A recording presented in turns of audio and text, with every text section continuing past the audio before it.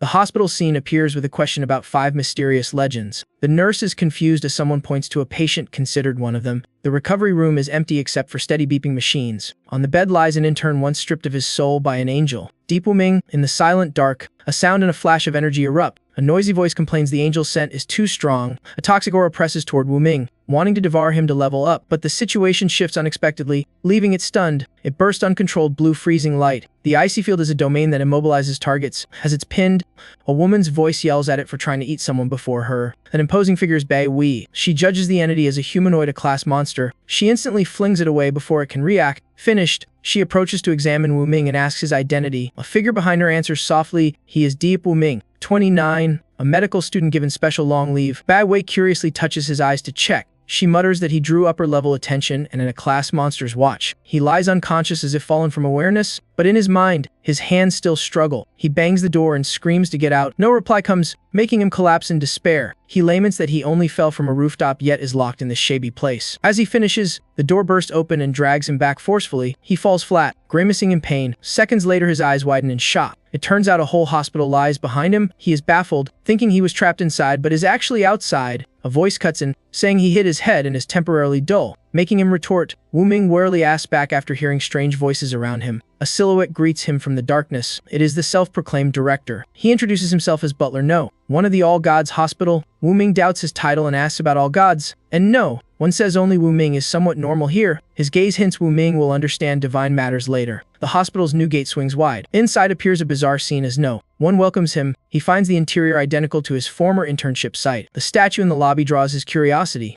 Has told it will be replaced with his statue when he takes over. He asks if taking the hospital lets him leave, and No one affirms. Has given documents to sign for the post. It's an appointment naming him head of the All Gods Hospital. He signs immediately without hesitation. No one, surprised, asks why he didn't read the terms. He says he did, but without signing he can't leave. No one confirms, so he hands it back, saying reading or not makes no difference. The system congratulates him and grants the Yen Emperor tome while diagnosing brain abnormalities. Then a strong force pulls his body, startling him. Before he can finish speaking, he vanishes from No one's sight. When he returns, his eyes glow green from teleportation. Now he stands on a high platform, and No one, shocked, says has reached the future. He narrows his eyes, realizing the figure is Archangel General Michael. 3 days later, a forced demand question echoes. Wu-Ming answers calmly that he has said enough. A mysterious doctor prepares to resume something, but a dark figure grips his shoulder from behind to stop him. The scene turns chaotic with clattering objects in the night. The lights flick on, revealing a whole spread of food. The doctor sighs, scolding them for sneaking food despite restrictions. Wu-Ming and Nanqing clutch snacks, flattering him to join in, but he sternly confiscates everything they're holding. They lament losing their midnight meal. The doctor leaves, exasperated, telling them to behave. They watch helplessly,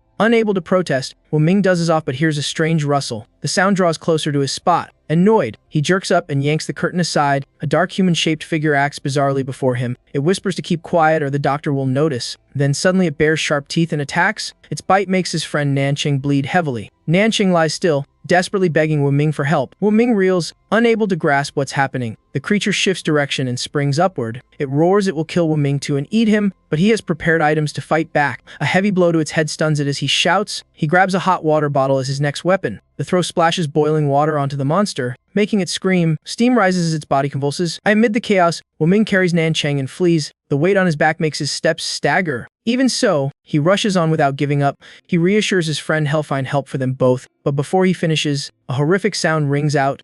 A claw pierces straight through him, blood spurting with a faint groan. The creature mutters curses about foolish humans. It fully possesses Nanqing's body, turning his form sinister. In the extreme chaos, Wu-Ming reels amid pounding noise. Michael points his sword at him, coldly telling him to embrace fate. Voices everywhere pity the life bedridden for 5 years. His parents died of heartbreak. People say he is Xiao deep, brain injured after the impact. Future ruined. The mockery crushes his spirit. Unable to bear it, he bursts up, shattering the pressure. Michael again orders him to accept heaven's will. But as he finishes, the sight before him makes him freeze. Wu-Ming lunges, throwing a lightning-fast punch with a roar. The blow smashes into Michael's face without mercy. His pent-up grief erupts in a furious scream. A blaze of rage ignites across his whole body.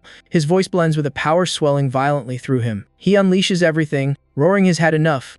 That wild force drives his next punch forward. He accuses the foe of destroying his family. It forced him to lie immobile for 5 long years. But the monster still isn't down, even smirking in challenge. Wu Ming's tightening grip makes it change tactics. He grits his teeth, pulling his arm back to unleash his strongest move. A fairy scream erupts as a golden sword flashes into form. He slams the blade into the ground, shouting judgment. All the grudges in him surge violently. In that instant, he pours full strength into the life or death battle. His domain blazes bright across the whole city. Bai Wei, drinking water, startles at the radiant glow. She's shocked, judging its class power. Another voice affirms a godly silhouette inside the divine realm. The one who triggered it is Liu Bei, Captain 114 of Jing Ho. Bai Wei panics, insisting they find him before foes do. Liu Bei says relax. He smiles cryptically, saying someone will naturally seek him out. In another hall, annoyed voices complain about losing a rare genius. The muttering man is Chu Kingson, a career officer of Jing Hu's Team 114. After the long struggle, Wu Ming's arms go limp and the sword drops. He watches Nanqing lying still, full of sorrow. His friend's eyes remain open in death. Body drenched in blood, Wu Ming chokes out an apology for failing to save him. A bitter voice cuts in, saying he couldn't even save himself. He jolts and turns to find the speaker. The humanoid monster still lives, completely unfazed. With one shove, it makes Wu Ming stagger and collapse. It hoists him up with its huge body despite his screams to let go. He tries to summon the sword, but his hand is powerless. The blade won't materialize no matter how he tries. The monster chokes him, spewing venomous words about angel scent. It threatens to devour him to complete its evolution. At the critical moment, a sudden strike lands. It cuts the monster's arm, making it drop Wu Ming. He lands safely. Angsu Kingson exhales in relief, but before joy rises, he shouts for the monster to release the hostage. The wraith beast isn't weakened. It's splitting into two. One half keeps choking him. The other lunges savagely at Kingson. He realizes it's a species capable of division. He chuckles slyly that this is quite the coincidence. He declares he can split two, and Jing Lan appears instantly. She yawns, complaining about being dragged up at night to help. Still, she agrees to assist once more. She charges forward, calling loudly to draw the creature's gaze. As it turns its head, her weapon materializes. She swings a razor-cold slash that even stuns Wu Ming. Scared, the monster drops his neck and flees. Wu Ming clutches his throat, coughing in lingering pain. Jing Lan confidently instructs that to kill a monster you must observe closely. Jing Sen adds the first step is to break the crystal in its head, and the final blow. Jing Lan says, uses heavy force to finish it completely. The ferocious entity is finally slashed into countless fragments. The surrounding space gradually returns to normal. Wu Ming remains bewildered by what just happened. Kingson explains this is a barrier, and once the monster dies, everything restores. Hearing that, Wu Ming hopes his friend is alive, but Jing Sen hesitantly says not certain. The quiet is shattered by sudden chaos. Doctors rush to save Nancheng, but Jing Sen predicts he won't survive. Wu Ming's breath is still shaky, yet curiosity pushes him to ask about the creature. Jing Sen lifts a cigarette and tells of the Great Fog 150 years ago. Wu Ming reminds him not to smoke, and he says he just wants the scent after quitting long ago. He recounts the massive mist descending on the world in an instant. People first thought it was a rare weather event. Then cities were swallowed and humans vanished into the fog. Strangely, only Huaxia was untouched. The fog stopped at the border. Unable to cross, just as relief spread, new beings appeared within it. They were called mist wraiths, able to leave the fog and hunt humans. They were ranked F.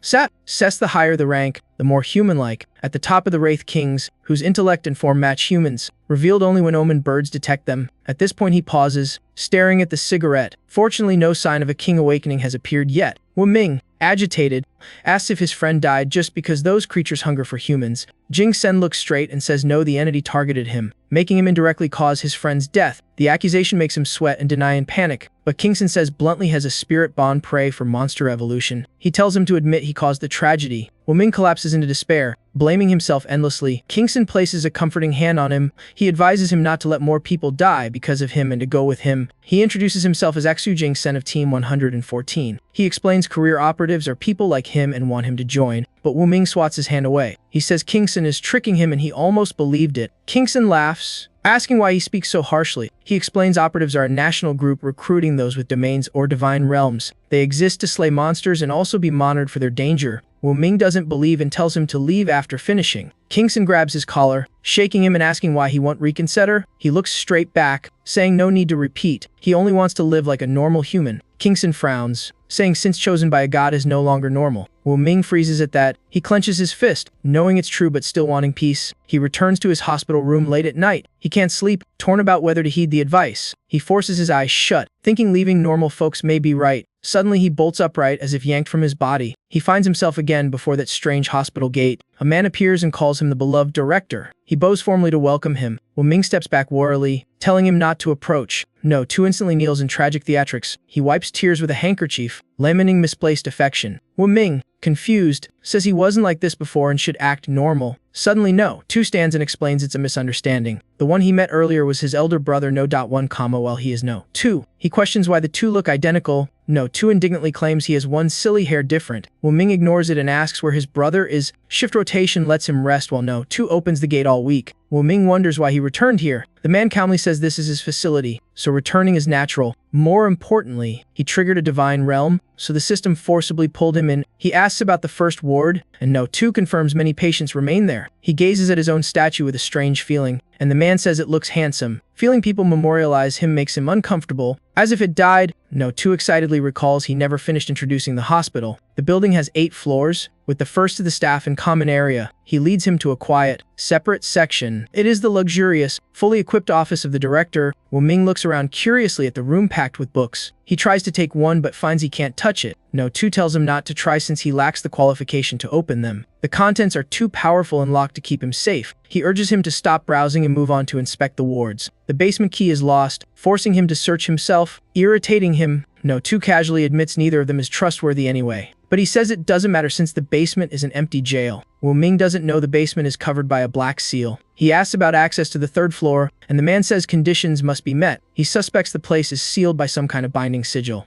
No. 2 confirms it since those patients are extremely dangerous. He hesitates at the ward door, asking if he should enter, but no one answers. Turning back, he finds the man has run off. He even left a teasing good luck message. The attitude leaves him completely stunned. In the end, he must face the room alone. Wu Ming slowly reaches for the door. His eyes dart around in confusion, searching for something. After searching with no result, he sighs in despair. A faint sound outside suddenly draws his attention. He strains to turn the door, but it refuses to budge. Amid the chaos, a system panel appears saying he must create a file to open it. He mutters he has no idea how to register when no one is around. He rummages the room, but even the floor is bare. His eyes show rising frustration from finding absolutely no one. A disheveled-haired woman's silhouette flashes before him. Then the scene empties again, leaving only a chilling echo. Elsewhere, No. 2 shivers, grateful he ran early. No. 1 asks if the patient is terrifying, and No. 2 just shakes anxiously. They complain there's no case file, so details are unknown. No. 1 says he checked the shelves and found all black medical books. Hearing that, No. 2 turns pale at the severity. Book color shows danger level, and black means extremely critical. No. 1 says the darker the color, the harder the treatment, but the director's reward is greater. No. 2 notes that's only if cured. Since past life spent years on one case, No. 1 suddenly grows serious, asking if the world faces a huge crisis. No. 2 confirms the last black book appeared when the world nearly perished. The two exchange uneasy looks. Finally, they sigh in pity for the director. The gloomy scene around Wu Ming makes him pale. He tries greeting with awkwardness, but the figure stays silent under her curtain of hair. He introduces himself as director and confirms she's the patient. The system reveals patient Gay's file with details and treatment mission. Hearing the name, he imagines a peerless beauty. He grows curious about the famed Earth Mother Goddess, a being who birthed gods. Now a patient, the more he ponders, the more confused why is a creator deity here. Whoever built this hospital must be unimaginably strong. He doubts why he, a normal person, was chosen as director.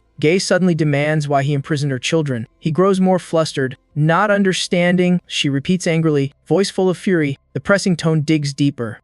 He stammers, who are they? In confusion. Suddenly her hand clamps his throat. She interrogates him about imprisoning her offspring. The pain makes him struggle to breathe. His twisted face rasps for help. He nearly dies under her grip. This day truly offers no rest. This is the ancient Greek goddess of legend. She is mother of countless gods, once having her children locked within her by Uranus. So they are those very children. He seems to grasp the treatment direction for this case. A novice director still learning, and he receives a small reward. The scene shifts to another place. He relaxes, feeling freedom again. A sudden bicycle brake screeches nearby. The wheel skids, kicking up thick dust. He inhales the dust and coughs violently. The breaker is Li Jin, his 13-year-old cousin. Annoyed, he taps his head, scolding the reckless riding. Li Jin clutches his head, wanting in pain, teasing his cousin's strength despite 5 bedridden years. Wu Ming asks about her, and Li Jin says mom is working and will go to the cemetery later. Before he can react, his cousin urges him to hop on quickly. Lei-jin taps the bike rack, telling him to sit for now. He shyly says the traffic is heavy, so please bear with it. The small bike carries both brothers as he pedals eagerly. His bulk in front makes the bike creak heavily. They finally reach the cemetery, the resting place of Wu Ming's parents. He stares intently at the grave. He softly apologizes for coming late. A strange voice asks permission to light incense. It is Xu Jingshan approaching with flowers. They politely tell him to go ahead. He sets the bouquet before the parents' grave. But after finishing, they tell him to leave. She reminds gently, while Jingshan wants to speak privately with Wu Ming. She places a hand on his shoulder, urging him to listen. She gently tells him to be honest to resolve things. Wu Ming follows Jingshan, while Lei-jin comments outside. Any issue must eventually be faced. Wu Ming coldly asks if he has anything left to say.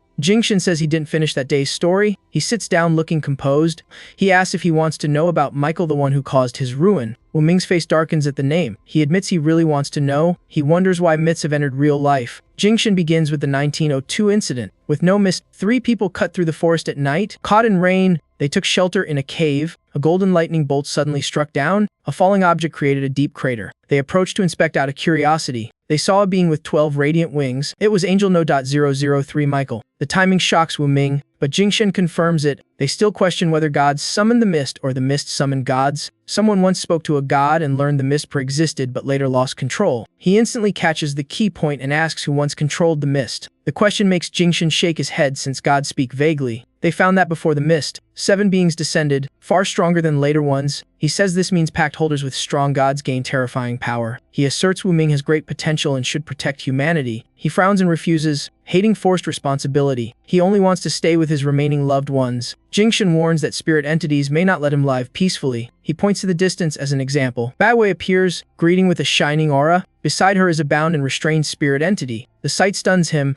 Jingshan gives him a secret note. He says it has a contact number if he reconsiders. Then he and Bawei leave without looking back. Wu Ming stands there confused about what to do. Dawn comes with bright light. In his hand is the note Jingshan left. He examines it carefully. Lei-jin curiously asks why he looks so dazed after yesterday's talk. Wu Ming asks back, if you had power, would you save the world? Lei-jin's eyes shine like seeing a superhero. Then he stomps the ground with fiery spirit. He vows that if he had power, he would protect his world at all costs. Wu Ming laughs, saying youth is always full of fire. He tells him to keep that passion while he goes to sleep a bit. He quickly leaves the room, leaving Lei-jin staring blankly. The boy reflects on the word passion. Maybe everyone simply doesn't want to see the world collapse. The scene shifts to a completely new setting. Wu Ming is doing something hard to guess. Hearing footsteps. He asks if they don't need to knock this time. No, one appears formally, welcoming the director back. Wu Ming sees the familiar bald head and confirms it's no one. No one reports patient file. No one is on the desk ready anytime. Hearing this, he bows, always ready to assist. Wu Ming praises no one is reliable, while no 2 always betrays. As he leaves, the system records the date 20/6/2006. No 2 mutters in his diary that the new director called him useless. No one asks what he's doing. He answers, writing grudges. No one sweats, recognizing that notebook. No 2 explains there are dozens of boxes of such grudge books for past directors. And this one is for the current director. In the dark room, Wu Ming studies the records closely. He wonders why there's even a key inside. Everything makes him more curious about patient case no. 1. The notes state Gaia is the Earth Mother Goddess harmed because her son is sealed inside her body. He struggles knowing all outside information will auto-update into the case file. He tosses the key upward, then catches it, murmuring that if the data is right, this illness has a cure. Green light flickers around the notebook. The system warns only methods in the director's book can cure it. As he steps out, a call makes him turn back. No one appears with a pile of pastries announcing tea time. He panics thinking he'll be crushed, then refuses tea. He adds his heading to meet Gay. Before going, he shows the key he found. No one is shocked, recognizing the basement key. Wu Ming freezes, not expecting it to be that key. No one confirms it was long lost and asks where he got it. He says it was on the case file. While no one insists he did put it there, he concludes someone in the hospital must have left it. He says he'll go to the basement. Tea time is no. One's own problem. No one again blocks him with a pastry tray. He urges the director to prioritize curing the patient first. Basement later after reaching 1%. He doubts why. No one vaguely says something is down there. Hearing this, he walks off complaining about annoying rules. When is far, no one rushes after him. A worried voice asks if she has returned. No one prays she hasn't. If she returns, this director will face huge calamity. Standing before the patient's door, he tells himself that if he dies, he'll just restart. Then he boldly grips the doorknob. The dark room feels like a game boss arena. He enters and tries talking, asking if she still remembers him. Hearing his voice, Gay's eyes blaze fiercely. Her arm rises high as if she's about to charge. He cries out tearfully, "Mother, I missed you so much." His words immediately calm her mind. The pressure on him lightens noticeably. He weeps, begging like an abandoned child. She starts softening as she looks at him. Her lips murmur, "My child." He answers quickly to maintain stability, but she grows suspicious, remembering her child had only one eye. He freezes, realizing he forgot her son was a cyclops. He improvises that he grew another eye, and she presses how it grew back and why he shrank. Her barrage of questions leaves him speechless, unable to fabricate more. He thinks fine, if he dies he'll just revive. After considering, he claims he had cosmetic surgery to blend in. The room falls utterly silent. She raises her hand as if about to strike. He shuts his eyes awaiting the blow, but she hugs him tightly instead of attacking. A mother's tender, pitying voice surrounds him. A system report appears during the hug, noting Gare therapy at 3% and file unlocked. Wuming proudly thinks he truly is a genius. The dark chamber holds only faint light from their embrace. No, 2 laments for the director getting a mother and being accused of facial edits. No, 1 blames him for forgetting reminders. No, 2 retorts the other's vague shift schedule caused the director to use the wrong method. No, 1 pivots, saying it's the director's fault for not reading the file.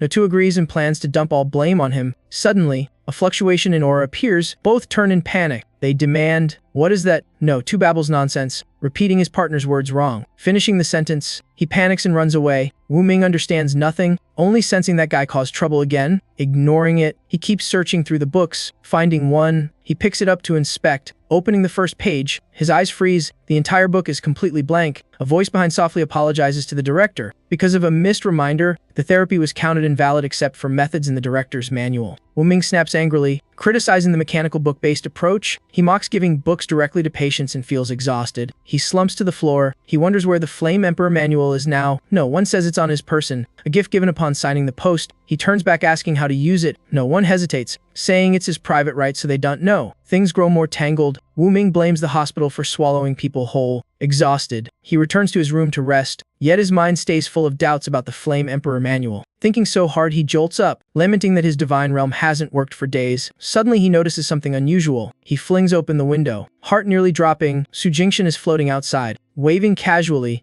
Wuming screams helplessly at him. He reminds him this is the 22nd floor. Crawling inside, Jingshan pants, saying he's exhausted, remembering the climbing scene. Wuming scolds his recklessness. Jingshan says this matter must stay secret, so he couldn't use the main door. Hearing that, he curls up warily, fearing weird intentions. Jingshan sighs that even if his mind were crooked, he wouldn't look at him that way. As he speaks, the uncle pulls out a sheet of paper. Wuming looks, not grasping his intent. Jingshan points to it, saying it's what the organization sent him. Wuming immediately refuses, not wanting ties to the Association of Executors. Jingshan turns serious, saying it's compensation for his parents' deaths. Mentioning his parents makes Wuming's eyes darken. He questions if that guy wasn't the real culprit. Despite the harsh tone, Jingshan calmly says no. He says the higher-ups sent documents this morning implying the deaths are linked to File C. This makes Wuming wonder what File C is. Jingshan explains it's the top secret case group of the executors, divided into File Records Unsolved Domestic Cases, like the old Red Eye Killer case. File B covers incidents outside the mist, which he lacks clearance for. File C is defined by involvement with gods. For example, the 1902 Michael crater is in C and was declassified only after his divine realm appeared. Wuming's face darkens as he asks how to learn the truth about his parents. Jingshan stands, explaining that such files are usually opened only when related gods emerge. But there is another way. He steps closer, placing a hand on his shoulder to reassure him. He says that by rising through the executor's ranks, anyone can access all 3 files. Wuming brushes his hand off, saying the goal is still to lure him into the organization. Su Jingshan hurriedly denies it, saying he only came to deliver money. The choice is his, and no one forces anyone today. Bai Wei groans that to know if a melon is sweet, you've got to taste it yourself. She bites a big slice of melon, praising its sweetness. Eating, she asks about Jingshan persuading him for half a month. Liu Bei sets the melon down, wondering if recruiting Wuming is right. Bai Wei objects, saying joining the executors can't possibly be wrong. As they argue, another voice cuts in, saying don't worry, everything is fate. It is Zhou Nancheng, vice captain of squad 144. His appearance makes Liu Bei's eyes brighten. The vice captain smiles warmly, but Bai Wei interrupts, saying no one understands how they talk. Both squad leaders answer in unison that it's a secret. Bai Wei protests, saying secrets exist to be shared. Liu Bei suddenly senses an abnormal sign. He clutches his eye in pain, alarming Bai Wei. He says he feels a huge swarm of spirit entities gathering around Wuming's home and must go immediately. Jingshan's footsteps sound as he steps onto the windowsill. Before leaving, he turns back, saying he delivered the money and will go first. Wu Ming feels danger rising fast and yells for him not to jump but use the door. That makes him scratch his head in embarrassment, saying it's a habit. Wu Ming stresses he must not get used to that reckless behavior. Suddenly both notice something wrong. He looks out the window and shouts. Unable to believe what he sees, Jingshan confirms they are spirit entities and in massive numbers. They're surrounding fiercely, forcing Jingshan to rush out the main door, colliding with Li Jin. Seconds later Wu Ming dashes out, telling Li Jin to stay inside and not step out. But Li Jin focuses on what he just saw and accuses him of hiding a weird uncle in the house. Wu Ming is too busy and only denies it. This makes Li Jin puff up proudly, claiming he understands everything. His misunderstanding angers Wu Ming. He runs off, shouting that explaining is useless, just don't leave the house. Li Jin sighs arrogantly.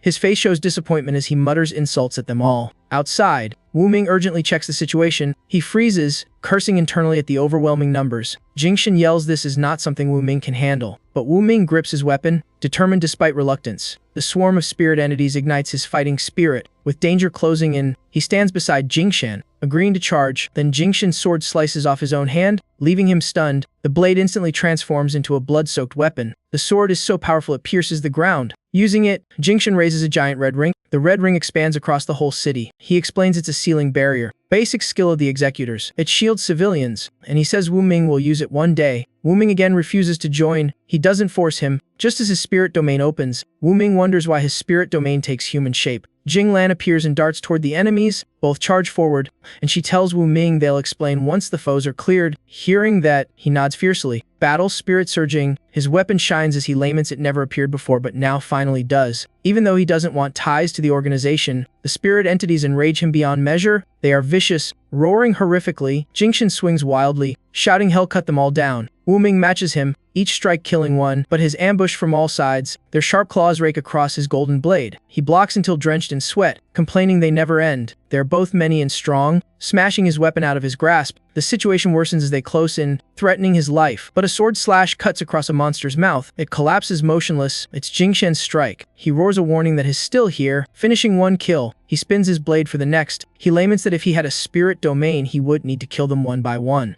Wu Ming is shocked, both curious and confused. Jingshan laughs fiercely, saying they'll deal with it after clearing them. Wu Ming's sword is being pulled up from the ground. Jing Lan swiftly yanks it free and throws it back to him. He catches it without hesitation. His eyes blaze with resolve to wipe out the spirit entities. Each slash leaves long streaks of blood on the ground. The three split into three fronts, holding firm and fighting to the end. He pants heavily, complaining they grow like grass. Observing closely, Jingshan curses as he notices something off. The spirit entities suddenly laugh madly. Their aura shifting, they part to the sides as if welcoming something. A being with human-like legs makes Wu Ming suspect a humanoid form. Unlike the rest, its appearance and movements are bizarre. Jingshan shouts it's a humanoid spirit entity of rank or higher. Wu Ming panics, asking if no reinforcements are coming. They can't handle this. Even in danger, Jingshan lights a cigarette calmly. He replies nonchalantly that reinforcements exist, but since none have arrived, they must be in trouble too. The scene cuts outside the red barrier. A speeding car suddenly brakes hard. Bei Wei looks around, puzzled at the huge cluster of spirit entities. Ning Ning panics, asking if Dai Wu Ming has some monster-luring scent like Tang Sanzang. She jokes that one bite of him might grant immortality. Hai Shui props his chin, bored, unsure if it's true. Ning Ning stays enthusiastic, saying she'll bite to test if fate favors them, but danger hits instantly, freezing their faces. A giant spirit entity plants its foot on the car roof, and not just one, the whole pack surrounds the car. Ning Ning screams as the car shakes violently. Bai Wei accelerates hard despite the monsters blocking them. They finally break free from the chase. Ning Ning praises Bai Wei's increasingly wild driving. Bai Wei freezes the pursuing spirit entities, then detonates the ice instantly. Liu Bei activates reconnaissance skills 005N. He concludes they've found the den of the spirit entities. His spirit domain flares, confirming their overwhelming numbers. Ning Ning immediately launches herself forward. Her hands flash as she draws her guns. She prepares to fire while still airborne. Her face shows manic excitement, like meeting her favorite prey. In a blink, she guns down all spirit entities around the car. Bei Wei is nearly blown away by the bullet wind and yells at the madwoman. Liu Bei orders Hai Shui to find a sniper point and assigns the distant front to Bei Wei. Both answer their missions in unison. Bai Wei casually grabs Hai Shui and throws him upward. Hai Shui screams in terror. Bai Wei kicks off the car roof for momentum, then uses it to leap another floor higher. She turns back asking teammates for the target location. Hai Shui points to the tall building ahead. Bai Wei forms an ice staircase straight to it. She teases him to just fly over and reach the sniper spot. Nanqing startles, asking if she plans to drop Hai Shui freely, but she shows no concern at all. Thanks to his spirit domain, Hai Shui lands lightly. Liu Bei mutters Hai Shui surviving this long is pure luck. He glances at Ning Ning, implying he's tough too. He warns to watch Ning Ning so she won't slash allies. Nancheng points at himself, confused if he must handle her. He sighs, accepts, and flicks away a charging spirit entity. He complains the kids get harder to teach. Liu Bei kneels on one knee, clutching his right eye. Black aura leaks through his fingers. His other hand presses the ground to channel power. Space distorts around him as a barrier forms. Strange silhouettes appear before him. They seem to send a secret message. Hearing it, Liu Bei grows solemn, mentioning the red eye spirit entities. He recalls just arriving at Executor's AQ. While waiting, he guessed Qin Ho had trouble, and he was called for that. Another captain agreed, saying they might need to write their wills. At that moment, the meeting room door opened. A superior entered, announcing a mission involving Kunhua City. They assigned Liu Bei to handle the incident there, and stated it was a red eye case, requiring his team to block it before the mist. The assignee vowed fiercely that if still alive, had never let them appear again. Remembering now, Liu Bei's eye dims. The number of red eyes today is abnormal. His spirit domain erupts with his emotion. The divine eye rises in fury, destroying the monsters ahead. Elsewhere, Jing Shan's trio strains to hold the defense. Wu Ming panics, asking how he can still smoke. He bites the cigarette, saying it's the last one. Wu Ming tightens his grip, ready to fight with them. The two instantly dash like lightning, charging straight at the high-rank spirit entity. But Jing Shan's strike is stopped instantly. They can't even touch it. All three freeze in shock. The spirit entity laughs coldly, mocking them as suicidal. Jing Shan grips his gray blade, yelling to break it apart, but even his strongest blow leaves no scratch. The creature calmly curls its fist, then channels power into its other arm. One swing sends all three flying. They're knocked down before reacting. Wu Ming staggers up, stunned by its power. Seeing the other two struggle up, he asks helplessly what to do. Suddenly Jing Shan inhales deeply, acting like he had a plan. He exhales smoke, throws the cigarette, saying only one option remains. He produces an item and drips his blood on it, then explains the earlier question why his spirit domain takes human form. It was not a real spirit domain but a special bond of him. King Lan radiated power identical to his younger brother. He said his sister was killed by a spirit wraith and her will merge with him, sharing one body. A new chain blade appeared in his hand. Now both could summon true weapons. That was his real spirit domain. Wu Ming widened his eyes in disbelief. King Shan told him to watch closely. The sibling pair instantly dashed off. They harmonized and charged the monster, yelling to push it off the cliff. In a blink they closed in, flanking the target, but the spirit wraith showed no fear. Staying calm, blood-red glow enveloped its body. King Shan led with a heavy slash. His eyes blazed, marking his spirit domain activation. They crossed paths and dealt a twin strike. The blazing flame slash descended. Its body was shattered instantly, blood spurting, but the backlash made King Shan lose balance and fall. The spirit wraith seized the deadly opening. It lunged to finish him. Wu Ming threw himself in the way. He shouted that he was still here. He held a brick, giving a thumbs up praising him as awesome. The monster was already burning. In the flames it still thrashed in despair. King Shan faintly laughed, surprised by his first spirit domain's power, but then his vision darkened. His body staggered and collapsed. Wu Ming cried out in panic. He rushed to him. He held the uncle in his arms, a calling non-stop. King Shan forced a smile. Proud he slew and swung spirit wraith. Wu Ming wept, shocked by his power. Lamenting the captain missed it. At that moment he felt someone grasp his hand. It was the gentle, smiling spirit image of the late sister. Her form faded like dispersing mist. King Shan smiled peacefully, closing his eyes, saying he could reunite with her. He quietly let go, accepting the end. Wu Ming burst into sobs, calling Uncle King. He raised his head and screamed out his grief. A blazing radiance engulfed him. The spirit wraith sensed a looming upheaval. A dark horned figure appeared clearly. The stranger thanked him, making Wu Ming shout in fear. It advanced step by step with crushing aura. Finally it revealed a full oppressive spirit wraith body. Its face twisted into a vicious, evil grin. Wu Ming instantly recognized the newcomer's identity. His face hardened knowing it had evolved. He was stunned that the creature could speak human language. Fierce flames flared on the spirit wraith's hand. It bragged about the new power stolen from his comrade, then spat cruel words urging him to join them. It fired a destructive blaze straight at Wu Ming, but he managed to summon his blade to block. The blade briefly held back the fire, but the weapon cracked heavily. An explosion blasted Wu Ming far away. As the smoke cleared, scattered embers glimmered. He was leg-injured and collapsed powerless. Wu Ming crawled toward King Shan, calling him. His pained eyes ignored his wounds. Still calling Uncle King, he dimly looked at him, knowing his life was exchanged by him. Resolve flared. He told himself he could not fall here. The system appeared, activating the Flame Emperor manual, stating the director was dying and starting treatment. His body was linked by spirit energy, healing piece by piece. It announced the director's wounds were fully healed. Seconds later he stood firmly. The spirit wraith growled, shocked by his recovery, but Wu Ming ignored it, wanting only to take Uncle King away. It roared that none could escape this place.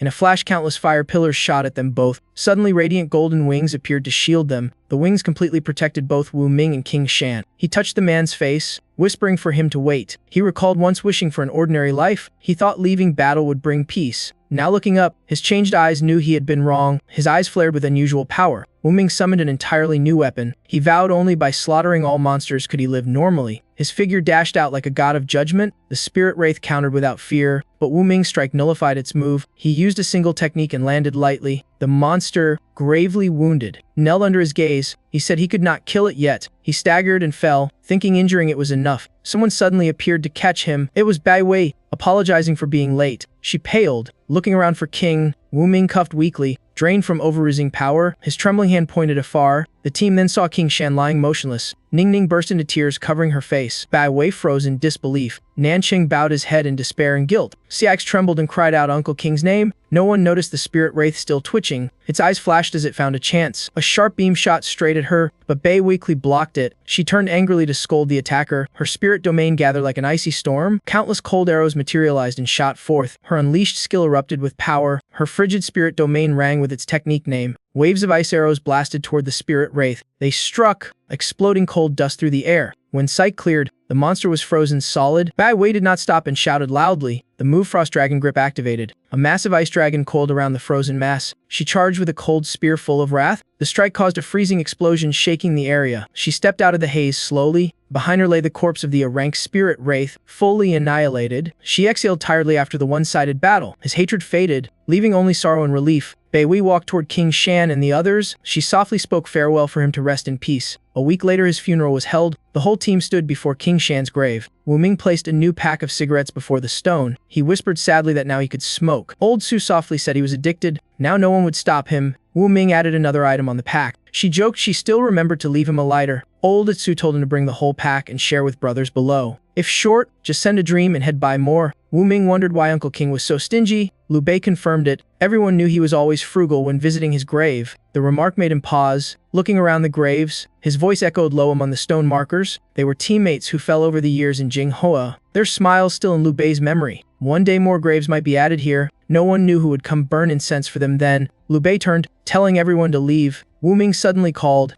asking to join the Ci Ren. Liu Bei was surprised, saying no need since old Su didn't die just for him. But Wu Ming softly said that wasn't the reason. He understood in chaotic times, being a civilian was harder forced to remember the dead forever. His words stunned Liu Bei slightly. He extended his hand without hesitation. He calmly accepted him into the Ci Ren. Wu Ming smiled lightly and grasped his hand. Then he was taken to the organization's headquarters. He looked up at the structure, still confused. Being stared at made him awkwardly ask what was happening. Ning Ning laughed, teasing if he had a lover yet. Wu Ming choked, unsure how to answer. Bai Wei tried to stop her friend, asking what she was plotting. She pulled Dai Shui to sit beside Wu Ming. Si Shui had no idea but obeyed. Ning Ning watched their awkwardness with delight. She claimed the two were strangely compatible. Nanqing tapped her head, saying matchmaking only caused trouble. She pouted, saying pairing the captain with her would be a disaster. Liu Bei, afraid of being dragged in, changed the topic, saying he'd take Xiao Yi for a walk. He said he had submitted Wu Ming's file to superiors. Ning Ning cheerfully dragged him to tour the 30 square meters villa, making him embarrassed. Si Shui sighed, still having to wait there.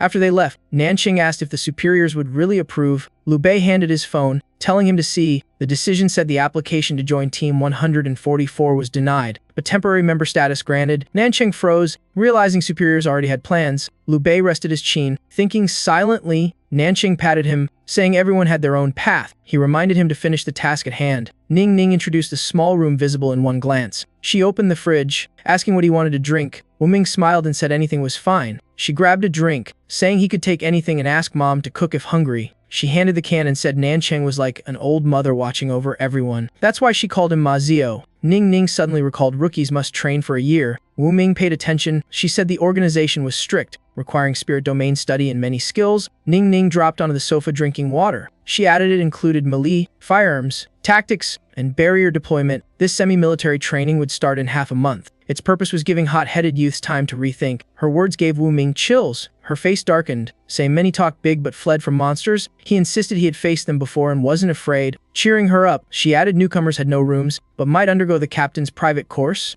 That made Wu Ming curious about the training. Right then Liu Bei entered, saying he had explained first. He said reserves all knew how to fight. Charging like Wu Ming meant instant death. Nanqing laughed it off, saying at worst it'd break a few bones. That tone only made him more nervous. Bai Wei stepped in. She scolded them for bullying a rookie. She explained spirit domains appeared in several groups of people. The first group was soldiers in the Mist region due to long exposure. The second was those near death often, like doctors or mortuary staff. The third was people with hereditary abilities, except Group 2. They all had strong foundations. Group 3 trained from childhood. People like him with no background would be crushed by them. A few words made Wu Ming imagine himself beaten to pieces. He frantically shook his head to dispel the horror. He pointed at himself, asking if he was Group 2. Nanqing cut in saying no, he was Group. Bai Wei told him to stop. He forced a smile and shut up. Their attitude made Wu Min ask what was wrong. Liu Bei simply waved it off, saying nothing. Bai Wei patted his shoulder, saying they were mysterious. Investigation showed he triggered a god domain by getting struck at a key point. This was the fourth group, those awakening in bizarre, unknown ways. She said she also belonged to this group. Then she lifted her shirt slightly, revealing a red scar. She said a fish bite gave her a god domain. The mark shocked Wu Ming. He asked what fish that was. Bai Wei hesitated, saying, ink squid. The answer left him frozen. Someone nearby failed to hold their laughter. They burst out because squid sounded too weird. Wu Ming frowned, asking what was so funny. Nanqing covered for them, saying she laughed easily. He reminded the rookie he couldn't return home casually after joining. That startled him. He asked where he would stay. A gentle hand rested on his shoulder. Bai Wei smiled, inviting him to stay at her place for convenience and safety. He agreed immediately. Thanking her, she told him not to be formal. No one noticed Nanqing bowing. Blaming himself, Liu Bei patted his shoulder, scolding him for nearly slipping up.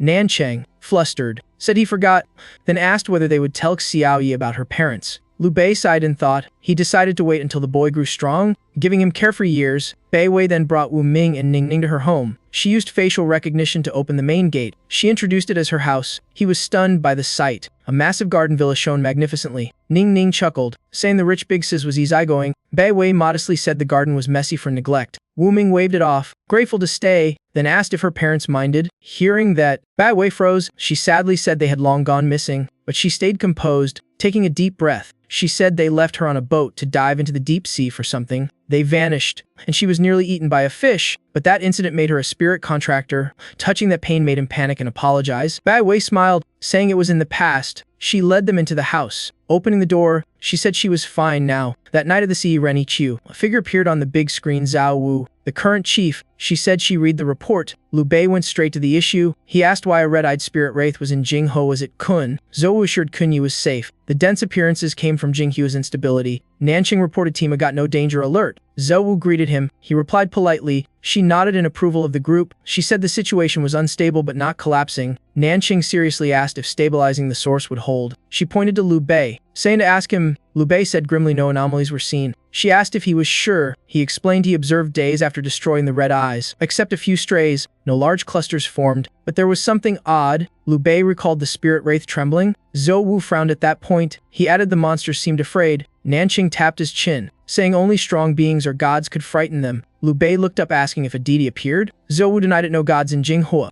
Only high-class threats. She opened recent data to check. Images appeared. She said it might be more complex. Another creature type was found. Liu Bei was shocked, naming in a type form. Zhou Wu said no, but it matched mythical yokai, possibly Lamia. Liu Bei and Nanqing exchanged knowing looks. She read the analyzed info. Lamia, half-human, half-serpent demon of Greek myth, eater of children. He worried if that meant they appeared here too. Zhou Wu confirmed it might be the actual Lamia. Reports matched. Liu Bei's face darkened, asking if there were many. She smiled, raising a finger. More than one. Liu Bei speculated the creature had ravaged multiple cities. Zhou Wu rested her chin, confirming it was true despite disbelief. Nanqing asked why they couldn't catch even one. She sighed that Lamia had countless clones. They only caught clones. The true body was likely hiding in Jinghe. He joked the place attracted bizarre bad luck. Zhou Wu ignored it, said that was all, and disconnected. The screen darkened, leaving the room silent. Nanqing stood, saying he'd leave if nothing else. Liu Bei was fumbling to close the interface. Suddenly he froze strangely. Nanqing turned back and asked what happened. He forced a smile, saying they forgot to ask the appearance location. They instantly realized their foolish oversight. Night fell as Wu Ming arrived at the hospital. He sighted Gao lying motionless. Tu bowed, saying the director didn't need to bring him, but Wu Ming laughed, saying he couldn't abandon him. He joked that if tricked again he'd use him as bait for Gao. The man hugged his knees, whining the director had grown cruel after days apart. Wu Ming leaned in, saying if not cruel had be killed by the two brothers. No, Tu acted pitiful, saying they'd never harm the director. But Wu Ming didn't believe that act. The man excitedly wrote a new line in his notebook. Wu Ming frowned, asking what he was doing. No, Tu panicked. Suddenly he cried out in fear of something behind. Gao had awakened and lunged at Wu Ming. He panicked, barely raising his arms, cursing inside. But feeling no pain, he opened his eyes, confused by the silence. Then he was shocked by the sight. Gao was pinned by countless arms. Even so, he screamed wildly to kill everything. Wu Ming gaped, asking what was happening. No 2 explained it was a defense system made for him. He said simply, the director was the master of Kaoshen Hospital. In this place no one could touch him. Wu Ming doubted it since he never saw this mechanism before. Remembering when Gao nearly crushed him, he grew more confused. He asked why the system didn't activate then realized they had tricked him again. No 2 laughed awkwardly, saying without the director they got clumsy. Wu Ming snapped, saying they would kill him sooner or later. Wu Ming turned to look at the woman. He pulled out the book to check treatment for memory loss and violence. The divine book flipped pages on its own. He scanned therapy examples quickly. Wu Ming strained his eyes to find the right section. After a while he spotted a clue, then groaned because the therapy required acupuncture. No 2 reminded him needles were provided in the book, but he suspected another familiar prank. The man weakly laughed, saying more jokes would cost him his salary, they were just bureaucrat spirits. Wu Ming frowned and used the book as instructed. He was surprised the book created medical tools. The man confirmed it. The Flame Emperor manual generated single-use treatment items. He nodded, mockingly calling the 2 brothers not very smart. He approached the restrained woman, then performed the compression needle technique. The needle shot into her forehead. The fury on her face instantly froze. Her expression softened and she collapsed. 10 minutes later the needle dissolved as described. He checked curiously if it worked, but her lingering frenzy made him think it failed. Before he could complain, the system showed 3% progress and unlocked a section. Wu Ming asked No 2 if things were fine now. He said theoretically there was no obstacle. Wu Ming waved it off since his theories were always wrong. After he left, No 2 sighed that data was still lacking. The system files were only small samples, incomplete. He returned to the hospital library. Drawing the book, he hoped for no trouble. He slowly checked each page, but his face grew heavier. He was shocked to see entries on dark fertility and chaotic powers. He had unlocked that section. He looked at No 2 sipping tea. The moment they met eyes, No 2 spat tea on him. Drenched, he was furious. No 2 frantically wiped and apologized. Wu Ming tried to hit him but missed, only grinding his teeth. He silently added a new grudge. He glared coldly, thinking the man did it on purpose. No 2 hurried to swear absolute loyalty. Wu Ming tossed the towel, asking how to use the book. No 2 said its catalog was extracted skills needing luck to obtain. Wu Ming asked if it was like a lottery. He replied similar, more like a draw machine. No 2 checked the time, then took the notebook Wu Ming retrieved. It glowed and floated. In a flash it became a prize draw machine. He asked if the director was ready. Wu Ming snapped to stop babbling and start. He adjusted his gloves and signaled the ritual. No 2 grabbed the lever. The screen spun rapidly. The first number was 1. The second was also 1. He clenched his hands, praying it wasn't a fertility skill. Luckily the last slot was 4, unlocking a new skill. The machine reverted to book form. No 2 opened page 114 for him. The entry described a creation domain that built objects within its area. Wu Ming found it odd since it dealt no damage. No 2 argued hospital-made tools were always useful. Next morning at Wu Ming's apartment, early knocking echoed at the door. Manhwa opened it, seeing a stranger and asking his identity. The polite man asked if she was Deep Wu Ming's aunt. She frowned and confirmed. Asking who he was, he said he was from Jing Hua's military admin office regarding Deep Wu Ming. Manhwa panicked, asking if he was in trouble. He assured they only handled enlistment, then handed her a letter from him. She hurried to read it. Manhwa froze, not understanding why he enlisted suddenly. She protested he just recovered and was a doctor, why join the army without saying anything. A hand rested on her shoulder. Le Jin said the boy once mentioned enlisting when healthy. She was confused, not remembering. He smiled, saying youths had many things they hadn't told their mothers. Hearing that, Manhwa softened, sighing over her nephew. Nanqing now also notices Le Jin, a young face but with an aged gaze. He slightly frowns, suspicious of the boy. She hands over an envelope, saying it's Wu Ming's enlistment subsidy. Manhwa worries about the large sum. She's told it's due to a special unit. She startles and asks if it's dangerous. She keeps pressing about the stationing location and contact. Nanqing hurriedly reassures her and asks her to let go. They finally escape the apartment. He holds his head, saying it's more tiring than a mission. They quickly get back into the car. Inside, Wu Ming asks the deputy about the result. Nanqing says the letter and money were delivered. He exhales in relief, has reminded it's his full year's salary. Wu Ming says saving is fine. She shyly says she'll cook extra for him. He turns back in surprise. She shoots a warning glance that he must repay later. He laughs and agrees. Then they drive out of the neighborhood. They don't notice Li Jin watching from above. He smiles, saying the gears are turning. Then Wu Ming's training session begins. Ning teaches that shooting's most important part is her eyes turn slightly manic. Acting on instinct, she performs a wild, body-shaking spray fire display, leaving Wu Ming stunned and terrified. Ning is thrilled for not missing any target. He has to run, dodging the relentless bullet rain. He shouts because Shi's firing in his direction. 2 others stand observing. Nanqing sighs that Wu Ming has stepped into Hell's Gate. Liu Bei says it's his choice, truly blessed by heaven. Rewind 10 minutes earlier, he had spoken to Wu Ming. Liu Bei said the big issue is there's only one trainee. While there are too many instructors, he snaps his fingers, saying to be fair. They place a drawing box before him. He stammers, sensing bad luck. Liu Bei reassures him to draw freely. He surely won't be unlucky. That only makes Wu Ming suspect a toxic prize. He keeps a straight face, saying it's just a special teaching method. He then recalls Ning Ning's crazy shooting style, but Wu Ming can't refuse and draws. The whole room stares, all curious about the name on the slip. He innocently shows it, Qi Ning Ning. Liu Bei pats his shoulder in sympathy for his doomed fate. Nanqing turns to the window, lamenting for him. Bai Wei shakes her head, saying destiny is chosen. She folds her arms, wishing him survival first. Her attitude scares him. He asks why survival. Suddenly a hand rests on his shoulder. Ning Ning smiles, saying they're just joking. Now Wu Ming struggles to dodge bullets like being hunted. Bai Wei frowns, asking when he'll remember he has a second divine domain. Liu Bei laughs, saying his two shells shocked to recall. But Nanqing points out maybe not. Right then, the chair before him is blasted apart. Wu Ming tosses it and faces 3 incoming bullet streams. He instantly activates the Dawn skill. Golden Kai spreads out like a shield. The 3 bullets touch it and are fully absorbed. Bai Wei raises a brow, surprised he can use Mike Kern's Dawn. Liu Bei muses that higher talent means higher danger. Before he goes to training, he must be well protected. She confidently says she understands. Outside, Wu Ming still uses his power smoothly. A week later, a table and 2 glass bottles sit on the field. Suddenly a bullet shatters 1 bottle. The shot came from a nearby high floor. Someone stands on the rooftop. He keeps his aiming stance and asks the result. Sai Shui steps up to the table. She calmly says he just shot an innocent civilian. Wu Ming scratches his head in shame, promising to aim right next time. Sai Shui reminds him passersby don't have a next time. Liu Bei sighs beside them. Nanqing brings files and asks if he's tired. Liu Bei says 1 week aged him several years. Nanqing hands over documents, saying there's something worse. It's an urgent report submitted up. Liu Bei's face darkens at the casualty numbers. Nanqing sums up 23 dead, 6 missing in 1 week,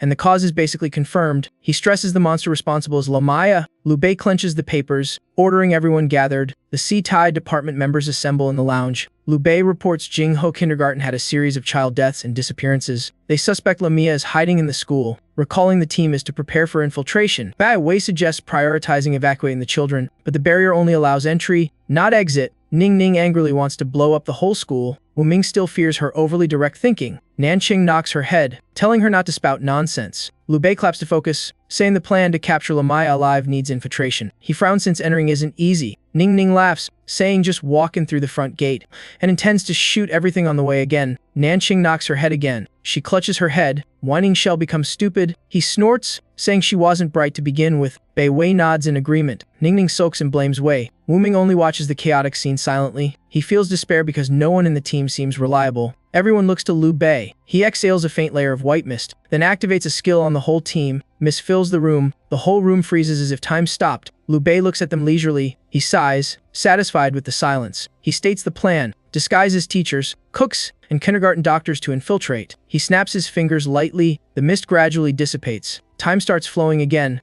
Everyone looks around in confusion. Wu Ming panics, asking if the captain used a spirit domain. Nanqing nods, explaining spirit domains and divine domains are special powers. What the captain used and Wu Ming's Dawn both belong to the spirit sigil group. Those with a spirit domain usually have 4 spirit sigils. Those with a divine domain will have 5, and the extra skill is called a divine endowment. The new knowledge overwhelms Wu Ming. Bai Wei explains a divine endowment is a skill borrowed from the deity one has contracted with. As she uses Hang Xing, a divine image appears when cast. She turns to assess Wu Ming, saying he's a bit strange. He waves his hands, asking what's wrong with him. Bai Wei frowns. His holy sword and dawn belong to Mei Sen, yet no divine image appears. If it's not a divine endowment, why can he use a god's power? Nanqing seems awakened by that detail. He laughs it off, saying maybe it's high-grade fake goods. He shifts topics, decide who becomes the cook first. The 2 glance at Nanqing, obviously him. Nanqing freezes, not knowing why he's chosen. That morning, the team stands at the school gate. The Sai-Tai group is fully present. Ning Ning is displeased about being a kindergarten teacher. She sulks at the 2 who don't need disguises. Nanqing calmly says teachers must know how to smile. Si Shui laughs at Ning Ning's cute outfit. She sighs, resigned, fearing nightmares. Nanqing steadies himself before the chaotic lineup. He signals the group to move in. From behind, Sai suddenly says there's a bad omen. Liu Bei raises a brow, asking if they'll face trouble. She glances over, saying they'll be fine, but he won't. That line chills Liu Bei. He worries because Shi Shui's omens are always right if that group causes trouble. His doomed. In the principal's office, he reviews 4 personnel files. He calls the names Bai and Jiang. The 2 respond with polite greetings. He looks at Nanqing and immediately concludes. The cook. He forces a smile and confirms. The principal looks to the last person, a serious young man in a suit, Dr. Xai Wu Ming. He invites them to tour the school. The principal supports his back as he walks out. The yard is full of children's playful noise. Laughter echoes everywhere. He introduces the small class taught by teacher Zhang. She is bright and cheerful. He points to another area. The first floor is the big class. Through the glass, more lively kids are chatting. Suddenly, a woman presses her face to the glass, making Ningning scream in shock. The principal reassures them it's teacher Jiao Liu. She dislikes being watched while teaching. She immediately pulls the curtain closed. Bai Wei frowns, saying that only scares the kids. The principal waves it off, saying she just looks a bit fierce. Ningning whispers to Wu Ming that she's the most suspicious. Is about to reply when a child runs into them. The girl sits holding her head in pain. Wu Ming kneels and gently asks if it hurts, but when she looks up, her eyes are blank and soulless. He recoils from the eerie sight. For a moment, the air seems to choke, but the girl instantly smiles normally, saying she's fine, leaving Wu Ming staring after her in doubt.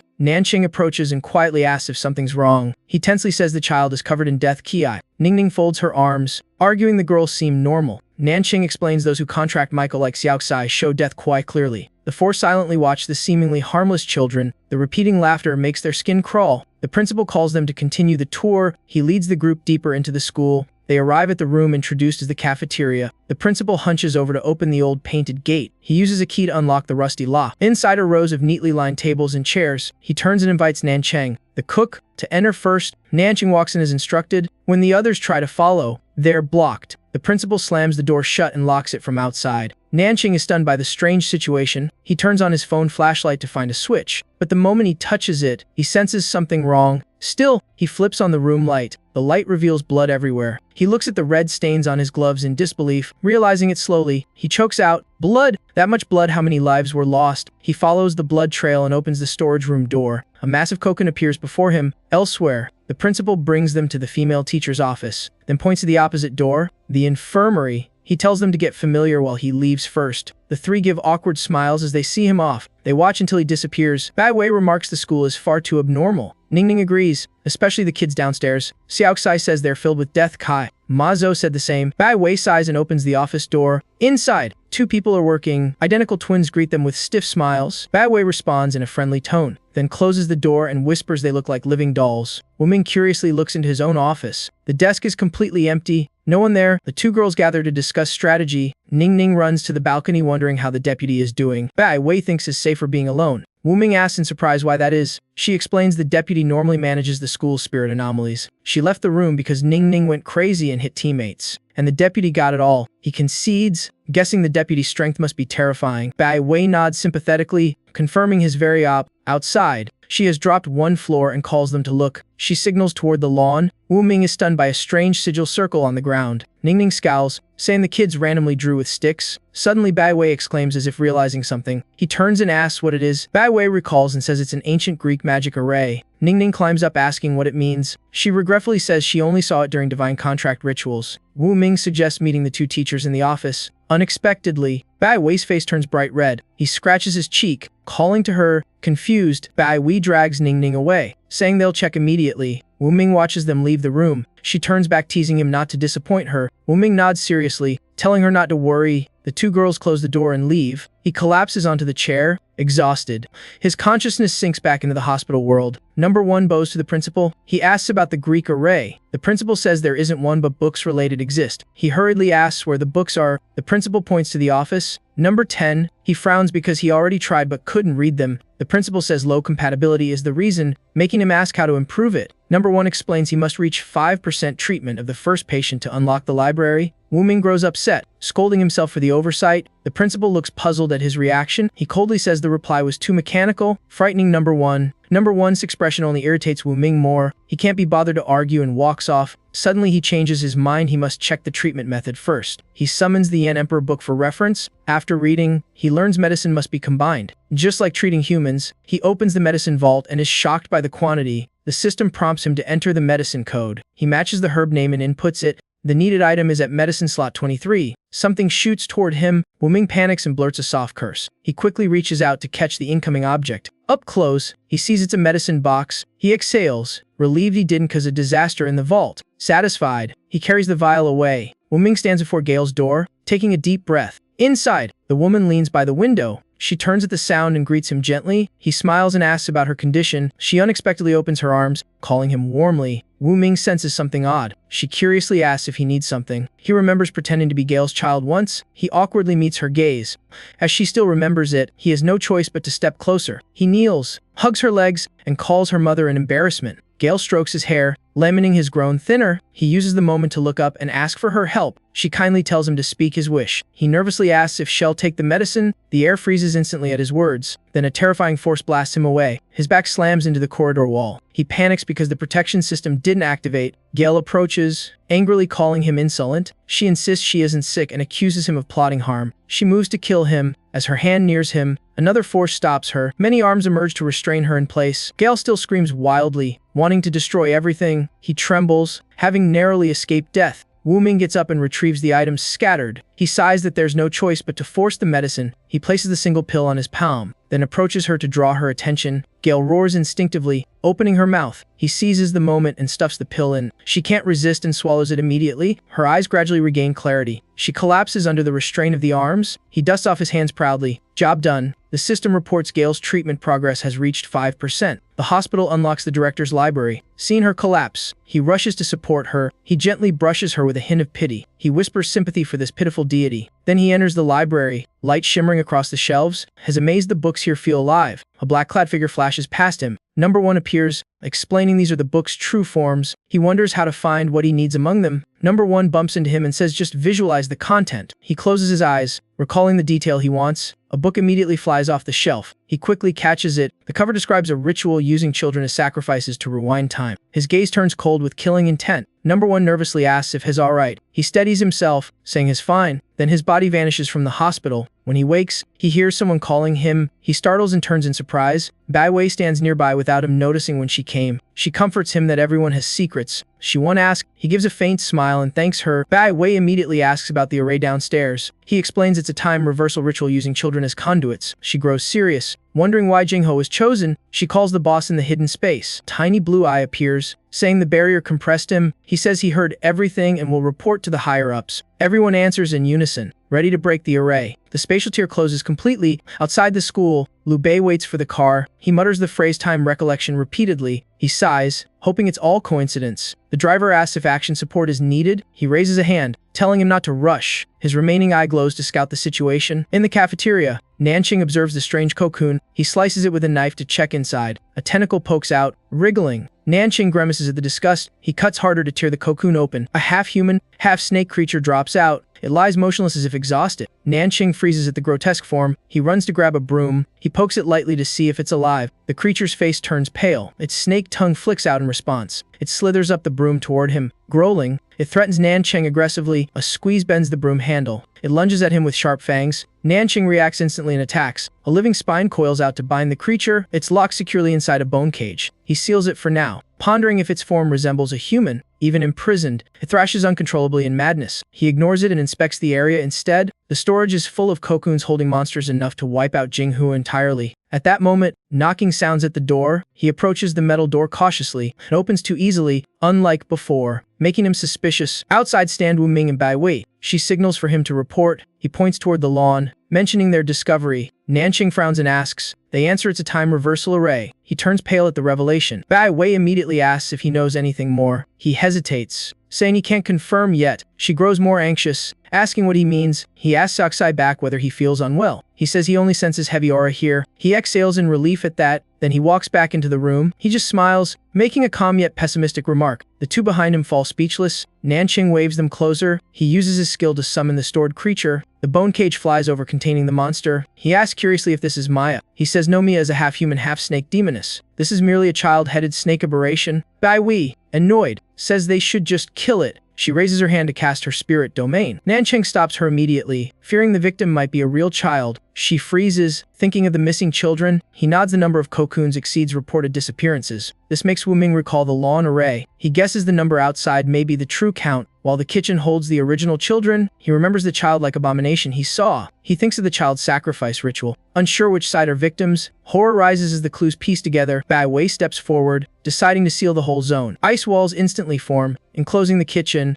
Nanqing throws the creature into the frozen zone, agreeing to freeze them to stop emerging. They watch the room fill with chilling frost. Rows of cocoons freeze solid within the ice. The three go to the lawn and rake the grass. Bai Wei fumes they've been raking for 10 minutes. Every time they erase the array, it reappears. She slams the broom on the ground in anger, then sighs helplessly at the futile effort. Wu Ming complains whether their division has no higher-level array removal skills. Bai Wei awkwardly says their squad only uses brute force methods. Nanqing cuts it, telling him not to believe her. He says there is a method, but he hasn't gotten approval yet. Bai Wei snaps back bitterly. Wu Ming gets an idea if they can't erase it. Break the strokes. He picks up a nearby rake. Nanqing shrugs, saying go ahead. He carves hard into the ground where the sigils lie, creating deep broken grooves. Nanqing frowns, watching closely. Bai Wei runs over, excitedly asking if it worked, but soon the marks regenerate on their own. She fumes can't erase. Can't add either. He sighs, unsure how to destroy it.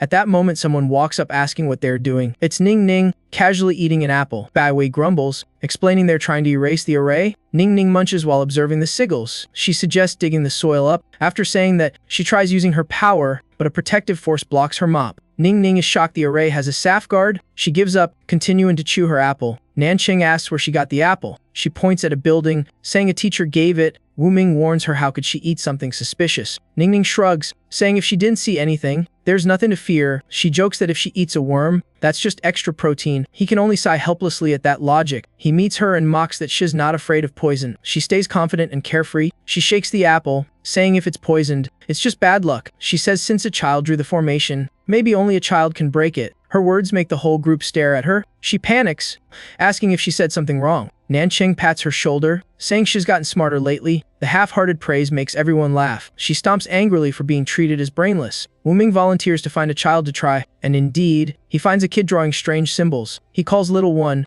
not noticing its empty expression. The child spins its head several times, then stares back. Wu Ming panics before he can react. It morphs into a monster with long limbs. He turns pale as it grabs him, quickly escaping. Bai Wei asks worriedly if they should jump in. Nanqing laughs, saying he's grown and can handle it. Aura erupts around Wu Ming. He charges into attack without hesitation. His strike sends the monster flying far away. Nanqing raises a brow in praise. Ning Ning nods, comparing to herself. Bai Wei still looks unsatisfied. The creature lies motionless on the ground. A silence blankets the grass field. Dust suddenly billows up thickly. Its head turns into a snake mouth snapping at Wu Ming. The snake head threatens as if to swallow him. Nanqing notes its form resembles the one in the kitchen, but something unusual still makes Bai Wei question it. He says the snake seems unfinished. He feels the creature in the kitchen is even more dangerous. The snake lunges again to bite him. He instantly summons his sword. As it closes in, he swings the sword and cuts the snake apart. The creature is split into two. He lands lightly after finishing it. He exhales, about to return to the group, but all three look tense. He asks in confusion what happened. Nanqing trembles while pointing behind him. Then he sees a whole herd of children appear. He freezes, a chill running down his back. Before he can run, they all turn their heads toward him. They stare as if waiting for him to move so they can attack. The children stand eerily still. He laments, not understanding what's happening. He wants to ask the team what to do, but all three have already run away, leaving him.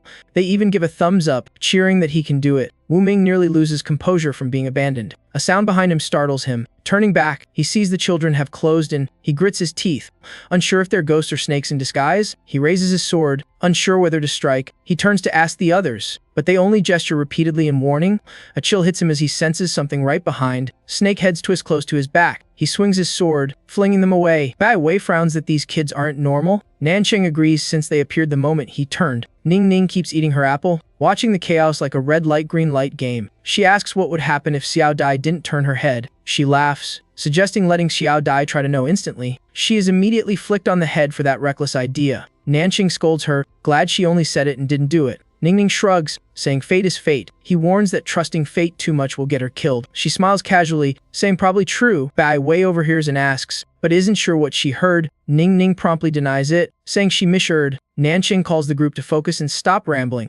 The two ask curiously what he wants to remind them of. He points to Wu Ming fighting, then questions why Amai is still silent despite the noise. In a silent classroom, behind frosted glass covering the window, a clawed, sharp hand scratches hard against the wall. Amai grows from the unpleasant smell. Its huge snake tail lashes violently. The strike makes the room shake fiercely. It vents its rage on the wall nonstop. Its snake tongue flicks, bloodthirsty and resentful. Its target is Wu Ming out in the yard. While fighting, he suddenly feels watched. He looks toward the building in suspicion, but then assumes it's his imagination. Nanqing keeps observing Wu Ming. Bai Wei walks over, asking what is watching. He says someone is watching Xiao Dai and asks her to check. She activates her spirit domain to scan the area, then heads toward the suspicious building. Following the sensation, she stands before a classroom. The principal suddenly appears, greeting her. with his strange demeanor. He asks why she's here. She smiles, saying she was just passing by, then tries to open the door to see inside. He instantly stops her hand. She asks suspiciously what he's trying to do. He adjusts his glasses, saying the room is haunted and she shouldn't enter, but she smiles brightly, saying the more ghosts the better. She removes his hand without hesitation. She opens the door and walks in. The principal tries to stop her but fails. The room is full of debris and scattered papers. No one is inside. It's empty. He hunches and sighs helplessly. She sternly says the place looks more like it's used to confine someone than haunted. He replies coldly that it's all in the past. She urges the principal to recount the old story. He avoids it, saying the past isn't worth mentioning. He asks her to leave immediately. She has no choice but to follow. She glances back at the room once more. While closing the door, she secretly tosses an ice shard inside. She intentionally leaves that item in the strange room. The principal urges her to hurry and follow him. On the way, he tells her to return to the office with him. She asks why he ignores the commotion downstairs. He just gives a thin smile, saying nothing is happening. She checks the window for the scene below, but she only sees normal children. They keep playing as if nothing happened. The principal confirms everything is peaceful. She stops questioning and assumes she imagined it, but Nancheng below is still anxiously waiting for her. Ning Ning asks if they should go down to check. He decides to wait a bit longer. She suddenly realizes something is wrong. She wonders why Xiao Dai has disappeared. The yard is now completely empty. Nancheng knocks a monster off himself, but a whole horde stands before him,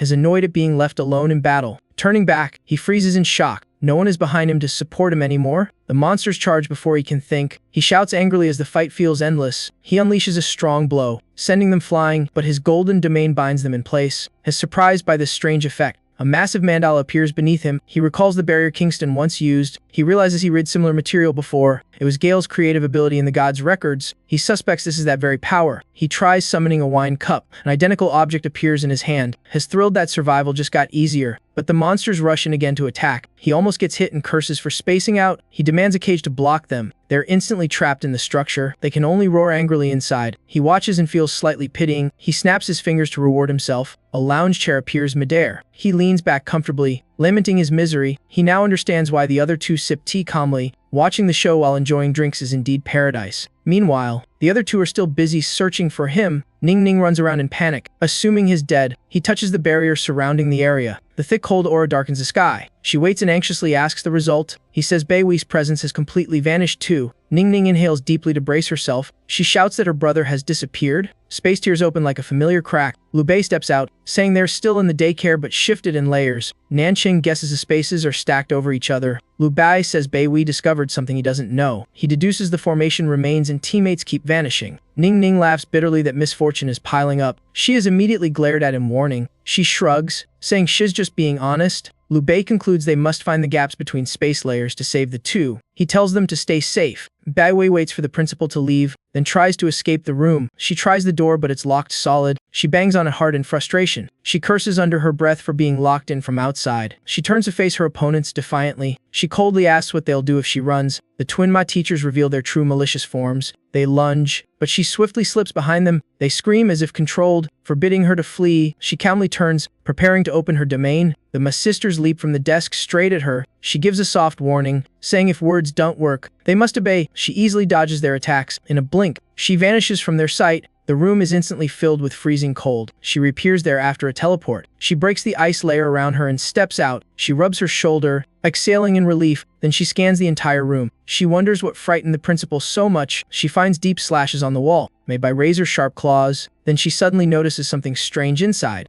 A slick piece of skin hidden in a crack makes her shiver. She instantly summons her ice bow without hesitation. An arrow shoots straight into that crack. The wall is actually a veil creating an illusion. She immediately realizes she was deceived by camouflage, but the creature hiding inside leaves her stunned. It is Lamaya clinging to the wall as if fused with it. She calls out loudly, asking if Big Brother can hear her. A flash of a crack shows Lu Bei trying to respond, but the barrier is too thick, and the gap closes. She frowns, knowing contact is impossible now. She turns and directly questions the creature's presence here. With no reply, she tries reaching out to touch it. A weak, pleading voice begs for help. She asks if the voice belongs to Lamaya or something else. She prepares to strike, refusing to be softened, but the creature desperately screams for her to save it. The ice arrow still hits Lamaya without mercy. Thick white smoke rises from the painful spot. She feels a bit guilty but still refuses to help. Its agonized screams grow even harsher. She irritably tells it to stop yelling, saying she'll call someone to help. Hearing that, the mist around it weakens and fades. She reassures it before leaving, telling it to wait. Then she opens the door to urgently find her team. At the same time, Nancheng and Ning Ning enter the building. Ning Ning asks if the missing two are together or in split spaces. He guesses split. She clicks her tongue sadly, thinking they get a good fight here. He reminds her to behave or she'll scare the kids. Reaching the hallway, they see frost spreading everywhere. She folds her arms, shivering, asking why it's so freezing. He silently opens a domain to shield them both. A warm barrier protects them from the cold. His surprise, the power is almost equal to Bai Wei's god domain. She startles, assuming Bai Wei erupted. He denies it, saying the energy matches the cafeteria monster. Suddenly they see Wu Ming standing ahead. They shout his name joyfully. They run over, but he remains still as if he can't hear. She grabs for his arm, unaware of the anomaly. They pass straight through Wu Ming's body. They even hear him wonder what the sensation behind him was. Clearly, he has no awareness they exist. He mutters and walks off through the strange scene. She finally understands. Only they can see him, while he can't. He nods and tells her to follow and see what hell do. They quietly follow Wu Ming down the long hallway. None of them notice Bai Wei appearing right behind. She grumbles because she can't find anyone familiar. Then she suddenly spots the vice captain and Ning Ning. She runs after them, calling for them to wait, but the moment her hand touches Ning Ning's shoulder, she realizes she cannot make contact. Her eyes widen as she sees Shiz phasing through illusions. She walks straight through both of them. Meanwhile, the two discuss finding Bai Wei and believe Shiz safe as long as they follow Xiao Dai. She urges them to hurry because Wu Ming has gone upstairs. She hears them mention Dai Fengming and frowns slightly. At this moment he is confused because the upper floor is empty. He turns around and looks downward. His gaze stops at the foot of the stairs. He sees Bai Wei walking up toward him. He cheers, relieved to finally meet someone familiar. But she passes straight through him like wind. He panics because he can't touch her. The other two also notice. Xiao Dai can see Bai Wei. She runs around searching, insisting Bai Wei is right there. Bai Wei realizes only Dai Fengming can see her, not the vice captain. Nanqing concludes they can see Xiao Dai. Xiao Dai sees Bai Wei, and Bai Wei may see them, meaning all four are offset in spatial layers. A chance to break the overlaps. Ning Ning eagerly wants to act, but is stopped to avoid being crushed by space. Nanqing speaks toward the void, saying the disturbance may be near Bai Wei. She teases him, asking if Bai Wei can even hear. He says trying is better than doing nothing. She recalls walking with the principal and suspects that moment caused the issue. She sighs as things grow ever more chaotic. She steps forward and speaks into the empty air, telling everyone to follow her. Wu Ming hears and wonders if the call is for him too, then decides to follow. The three groups in three spatial layers converge before that classroom. He places his hand on the doorknob and senses strange energy. A heavy echo explodes in his mind. It's an anomaly signal triggered by the hospital. The gate of the gods reacts to an outside creature. Number 2 raises a brow, guessing the director found the escapee and wondering who the unlucky victim is. The two stand guard at the passage to the divine zone. Outside, he suffers a violent, splitting headache. Ning Ning worries and reaches to check what happened to him, but Wu Ming manages to stand again. He watches the white silhouette go deeper inside, and Nancheng's team tracks Wu Ming's every step. Both groups follow the signal into the room. As he cracks the door open, freezing air overwhelms him. Wu Ming summons domain force to shield himself. The place is about to freeze. He spots Bai Wei pressed into a corner, acting strangely as if manipulating space. At that moment, she raises her hand to attack. Wu Ming reacts at once, tearing apart the barrier ahead. The woman's figure appears, stunning him. Ning Ning is shocked too, because Maya is trapped here, so it is the chaos outside. Nanqing tries using his skill to break her confinement, but is immediately blasted back by the force. He realizes why Bai Wei insisted on coming here. The Death Zone aura can only be neutralized by Michael. In another layer, Wu Ming's spirit is pulled from his body. Twisting spatial vortex distorts before him. At that moment, Mai manifests right behind him. Wu Ming jumps back. Startled, she lifts her face weakly, begging for rescue. He has no choice but to reach out. Holy light spreads, pushing away the death aura, but he still demands to know why he must help. She caused chaos in the school, so why save her? Maya panics, insisting she's innocent and never harmed children. Wu Ming remains doubtful since he saw her snake form. She explains those were Snake Clan underlings. Hopelessness fills Maya's pale, wild eyes. Before becoming a monster, she was a teacher loving her students. Playing tag with them, the kids cheered and ran off to hide. She began counting while waiting for them. Back then Maya was full of joy, but a vision of herself turning into a snake flashed in her mind. The image terrified her and she shot upright. She screamed to banish the horrifying figure. A whisper tempted her not to resist, claiming it was her true form. Maya struggled, insisting she wasn't that thing. The voice sneered she was a lustful serpent woman. The words drove her into panic. Seeking escape, she ran back to the principal's office. There, she lost control and transformed fully into a serpent. The mirror's shadow mocked her as a weak, oppressed wretch. Amid endless temptations, she lived twisted and miserable. It tempted her to surrender her body, but Mia refused. The voice roared, calling her worthless and not worth bargaining with. Then it reached out to drag her into the abyss. The malicious hand grabbed her hair hard. It pulled the gentle woman into the mirror, so the evil entity could switch places and step out. It laughed cruelly, calling her a coward unworthy of her role. It said it would arrange a new place for her and show her something fun first. It raised the mirror, forcing her to watch.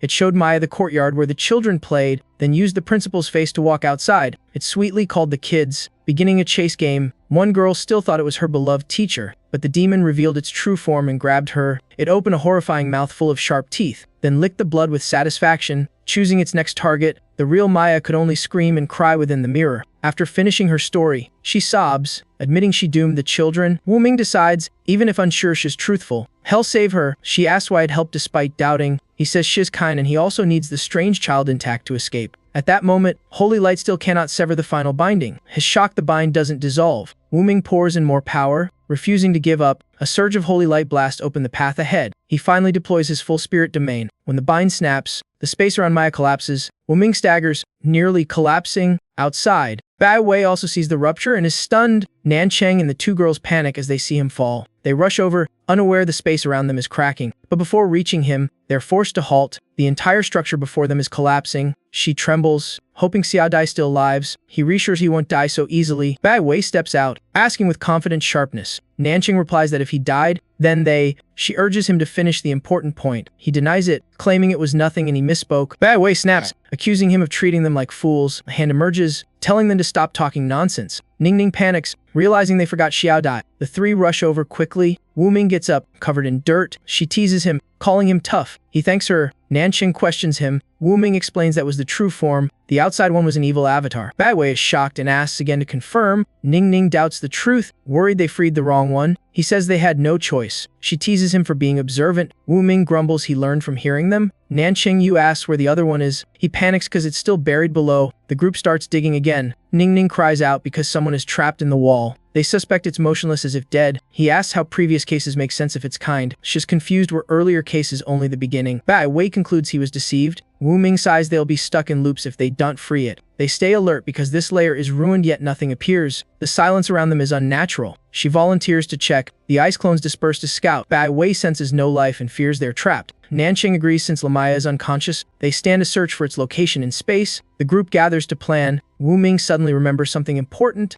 He asks the vice captain if the one who built the formation can break it. He says yes, but at heavy cost. He presses for an example. Nancheng hesitates. He guesses it requires heart blood or life force. Wu Ming's smirk sounds perfect for him. He worries Wu Ming will act recklessly. Wu Ming draws his sword and casually cuts his own abdomen for blood. As if routine, Ning shudders. Nancheng sighs, calling it brutal style. Bai Wei laments that the good kid has been corrupted by him. Wu Ming stabs straight into Lamaya's heart without hesitation. In another space, two figures appear. Lamaya's true form sneers at the shape before her. The principal removes his glasses darkly. Shocked she escaped, his pose transforms instantly. Lamaya asks if the formation was meant to save her. The evil intent mocks that she's worthless now. He only wants everything to return to the old way. She rejects that, saying the formation is hopeless. He roars, calling her useless and insisting only this place holds hope of success. He ordered his accomplices to assist. The two began jointly chanting spells. Light enveloped them both. Wu Ming sensed the formation activating from afar. Space twisted open before them. Nancheng pulled the group back, stopping him from rushing in. He obeyed and stayed still. Ning whispered they were hiding something. Bai Wei bitterly said she only noticed now. She felt uneasy because their secrets were too strange. He told Xiao Yi to hand over the heart and retreat. Woman asked why. Nancheng explained Michael symbolized miracles. He repeated the concept, pondering, then understood, handed over the heart, and warned them to be careful.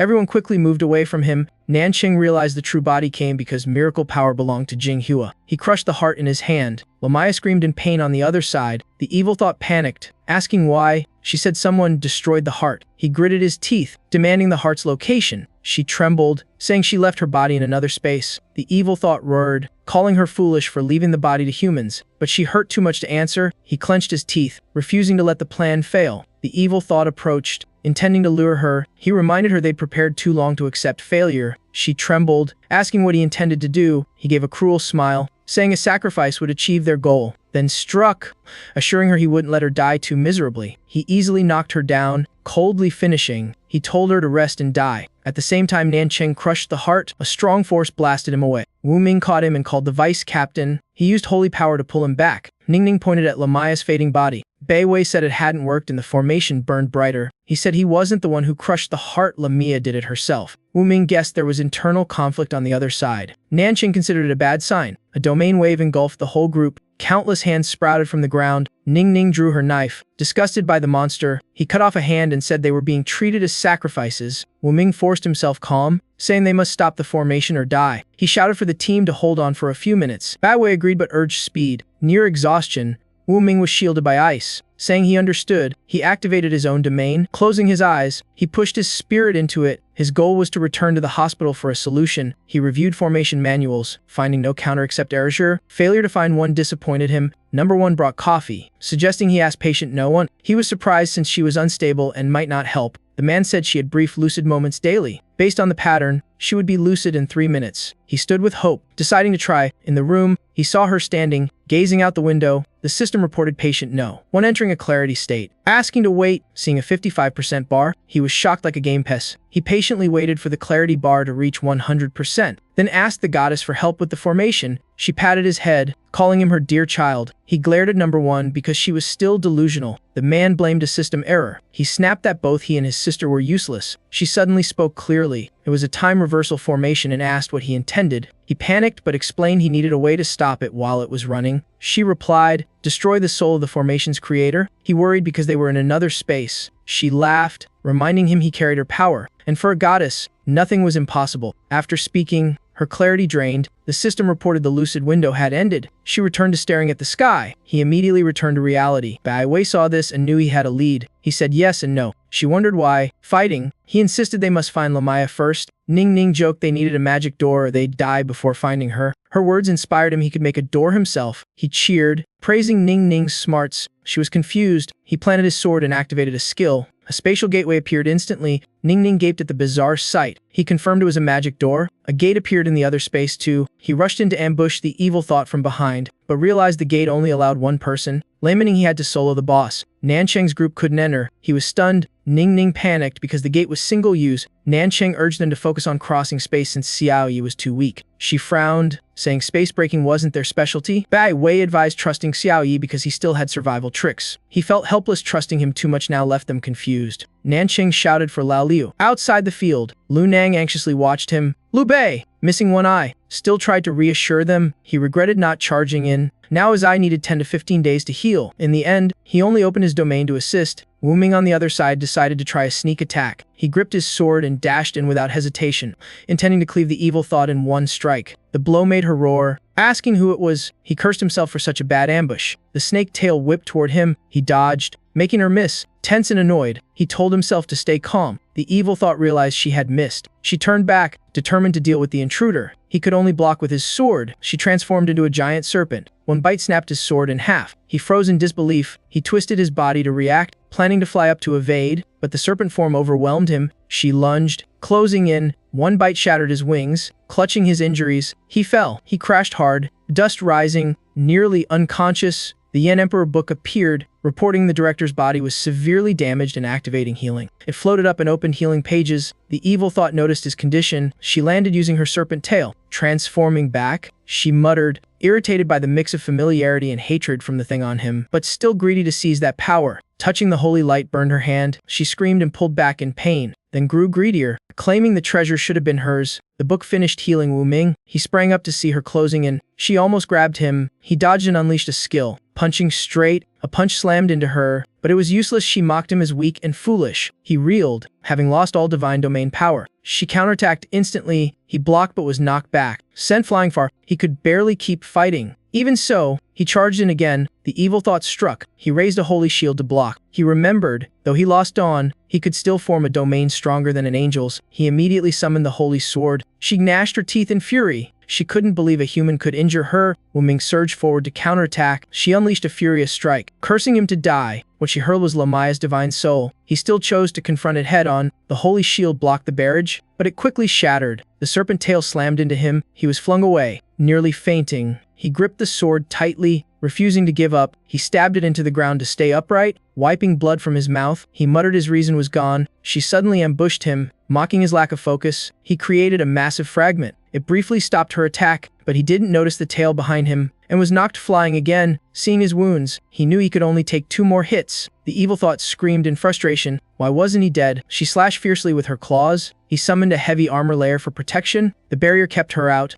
and he only hoped his seniors arrived in time. Meanwhile, Ning Ning panicked if late. Xiao Yi would end up dead. Bai Wei froze monster hands while fuming. She lamented not wanting her new disciple to die instantly. She pondered as the spatial rift was torn wider. Nancheng tried stabilizing the space. Regretting not swapping positions earlier, Liu Bei poked in, complaining his eye hurt and would be blind for a month. He said whatever had been blind before. Liu Bei ignored the cold remark, urging them to hurry inside. Nancheng shouted for the two to come. Bai Wei rushed over, saying she'd go support first. He urged speed as the rift was shrinking. She lipped him without hesitation. He called the last person and told Ning Ning to hold tight, then pushed her into the rift, telling her go fast. Nancheng also stepped into the other space in time. Before the rift closed, he grumbled about his clothes tearing again. Luckily, the group escaped the altar. Wu Ming was still barely holding on. Then the three burst out of the rift. Bai Wei was startled at the sight. In front of them was Lamia's evil thought. She lunged to attack. Bai Wei reacted instantly, freezing her. Ning Ning shuddered. Nancheng stunned. This is Lamia. The evil thought roared with hatred. She shattered the ice instantly. Wu Ming sighed one gate and all his reason evaporated. He didn't notice the tail whipping toward him. He jumped aside, cursing her for cheap shots, but she had lost all reason and charged straight in, only to be stopped by another ice layer. Bai Wei appeared behind him. She's my opponent. She smiled, telling him to rest and leave the rest to them. He left immediately. Time was short. Nancheng said coldly, didn't want to fight, but you look disgusting. He summoned the moon-gazing domain bow, releasing 3 arrows. The strike dealt her heavy damage. The grass shattered. The monster howling. Ning Ning laughed. Wu Ming was shocked, thinking he was a defense type. She replied that was only who he was now before. He had been a weapon of destruction. Liu Bei was helped into the car. Sishua worried. He reassured her it was only blindness. He told her not to worry about him and to go assist. She hesitated, but he waved it off blind, not paralyzed. She obeyed. She looked at him one last time in the car, then ran toward hidden kindergarten. In the barrier, Bai Wei was battling her. Nancheng had launched a heavy strike and was internally injured. He wiped blood, admitting he couldn't just attack whenever he wanted. Ning Ning supported him, teasing she thought he could keep fighting. He gave a helpless smile. His body couldn't take it. Wu Ming ran over to check on him. He said it was just an old illness. They helped him to safety. He waved them off to assist Bai Wei. He reminded them Lamia's weak point was the heart, but with an undying soul, she would keep resurrecting. The long revive interval gave the group prep time. He confirmed the soul body's existence kept the formation running and the enemy would be destroyed. Nancheng warned them not to rush, while Wu Ming revealed he had a way to deal with the soul form. A blade suddenly appeared in his hand. He guessed the plan and warned there was only one chance when the soul separated. Wu Ming smiled and stepped toward the battlefield. Ning Ning also charged in beside him. Nancheng stayed behind, exhausted and coughing blood. Approaching the fight, Wu Ming asked Ning Ning for support. He said he had too little strength left and needed to save the final hit for the soul form. Ning Ning told him to wait and not get in the way. She drew her favored weapon, unable to hide her battle excitement as she activated her skill. Powerful glow erupted beside her. She lifted her scythe, complaining about self-harm to open a domain. Seeing Wu Ming stunned, she said no one in Jingho was weak, then charged straight into the fight. She dropped in to help Bai Wei attack. Bai Wei joked she thought she came to spectate. Ning Ning answered with regretful humor. Dodging the tail, she mocked the enemy's weakness, then threatened to cleave her in half, but the wounds healed instantly. She shifted into serpent form and dove to counterattack. A cold ice shield saved her from the pounce. Ning Ning snapped at Bai Wei, saying to let her get digested if needed. As they argued, the demoness roared again, but Ning Ning's domain counterattacked. She entered a stronger state, responding with ease. Bai Wei chanted and fired a power arrow. Their combined strikes dealt heavy damage, hitting the fatal point. She hissed, denying her scales could be shattered by ice. Ning Ning laughed back provocatively. Bai Wei complained that mouth would bring trouble someday. The enemy lost control and lunged. In an instant, she broke the surrounding ice. Ning Ning shouted that it was Xiao Ye's turn. From above, Wu Ming descended like a ray of light. His hand gripped a short blade aimed at the monster woman. The blade pierced straight into her forehead to finish her. She had no time to resist. She screamed in pain, her body paralyzed. A great gate suddenly opened behind her. Wu Ming staggered back, recognizing the familiar shape. Black chains shot out from within. They bound the demoness tightly, dragging her into the gate, leaving him stunned. The sudden pressure knocked Wu Ming down, then the door closed, sealing her inside. The shockwave even struck Bai Wei. Everyone fell silent, watching the gate fade. Ning Ning questioned sharply. Bai Wei said forget it and help him up first. She offered her hand to pull Wu Ming up, but he yanked her down instead, joking the fight was over. The formation around the yard dispersed completely. Wu Ming exhaled in relief but still wondered about the strange door. Nancheng urged him to leave before the barrier vanished. Ignoring Ning Ning's complaints of fatigue, he dragged everyone up, warning staying would bring huge trouble. Ning Ning grumbled that anyone mocking her would get shot. Wu Ming shivered, saying she didn't act like someone experienced. Bai Wei agreed, saying it felt like escaping prison. A spatial exit opened again. She urged them to leave a place where no one remained alive. Wu Ming sighed with regret. The group entered the passage. A week later, at the Xiangyai training grounds, he was chatting idly with a bird. Nanqing saw it and spat out all his tea. He ran over and grabbed Wu Ming's collar. Wu Ming blinked, and he told him to drink water and rest. Wu Ming pointed at the bird, warning it would suffocate if he didn't let go. He paused at those words. Turning back, he saw the bird nearly passing out. He quickly released him and changed the subject, telling him to prep before entering the camp tomorrow. Wu Ming surrendered to that clumsy excuse, but asked no more and walked away. Only then did he sigh in relief. Close call. Liu Bei arrived blindly, as if hiding countless secrets from Wu Ming. Nancheng teased that even blind he could still see, earning the retort that he was just embarrassed. He frowned, saying stop talking nonsense, and asked why Wu Ming wasn't paying attention. Liu Bei hinted that birds have wings and can't be kept caged, so how could he manage him? Nancheng mocked that he was simply clumsy and advised enjoying things while time was short. But Liu Bei said everything was already set,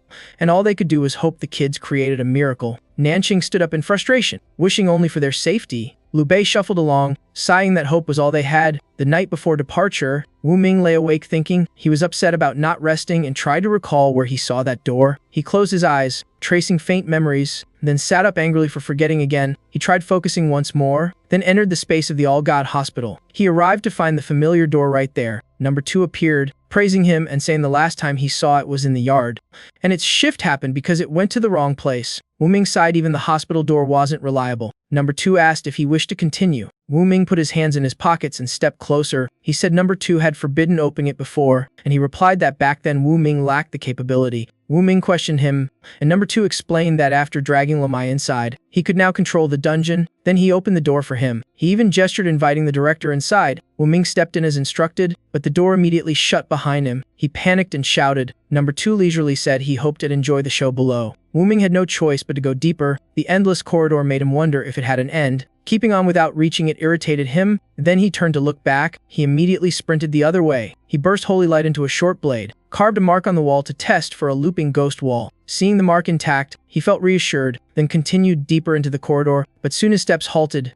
In front of him were his own traces. He really was looping. Even so, he sighed in relief at not meeting anything bizarre. No sooner said than a ghostly creature appeared behind him. Wu Ming stayed calm as if expecting it. Even as it charged, he didn't move. He spoke a line that made it freeze. This was only a dungeon. No monsters existed here. Immediately the shadow spirit dissolved. Dark corridor stretched on again before him. He concluded words here became reality, and muttered further guesses. Outside, number 2 watched proudly. The director had found the key point. Number 1, cleaning, said Wu Ming might discover even number 2's secrets. He denied it and badmouthed the director, but before he finished, he vanished, leaving only the remark that Wu Ming was still a good person. Number 1000 also vanished, only sighing in lament. Number 2 appeared in panic after being summoned. Wu Ming, seeing him sprawled out, found it amusing. He struggled awkwardly to stand. Wu Ming smirked, asking if the basement act was fun, then signaled him to guide the way. Number 2 pouted, but shrank under his gaze. He immediately switched to flattery, but Wu Ming coldly said he believed none of it. They reached a vast plaza with countless cells hanging around.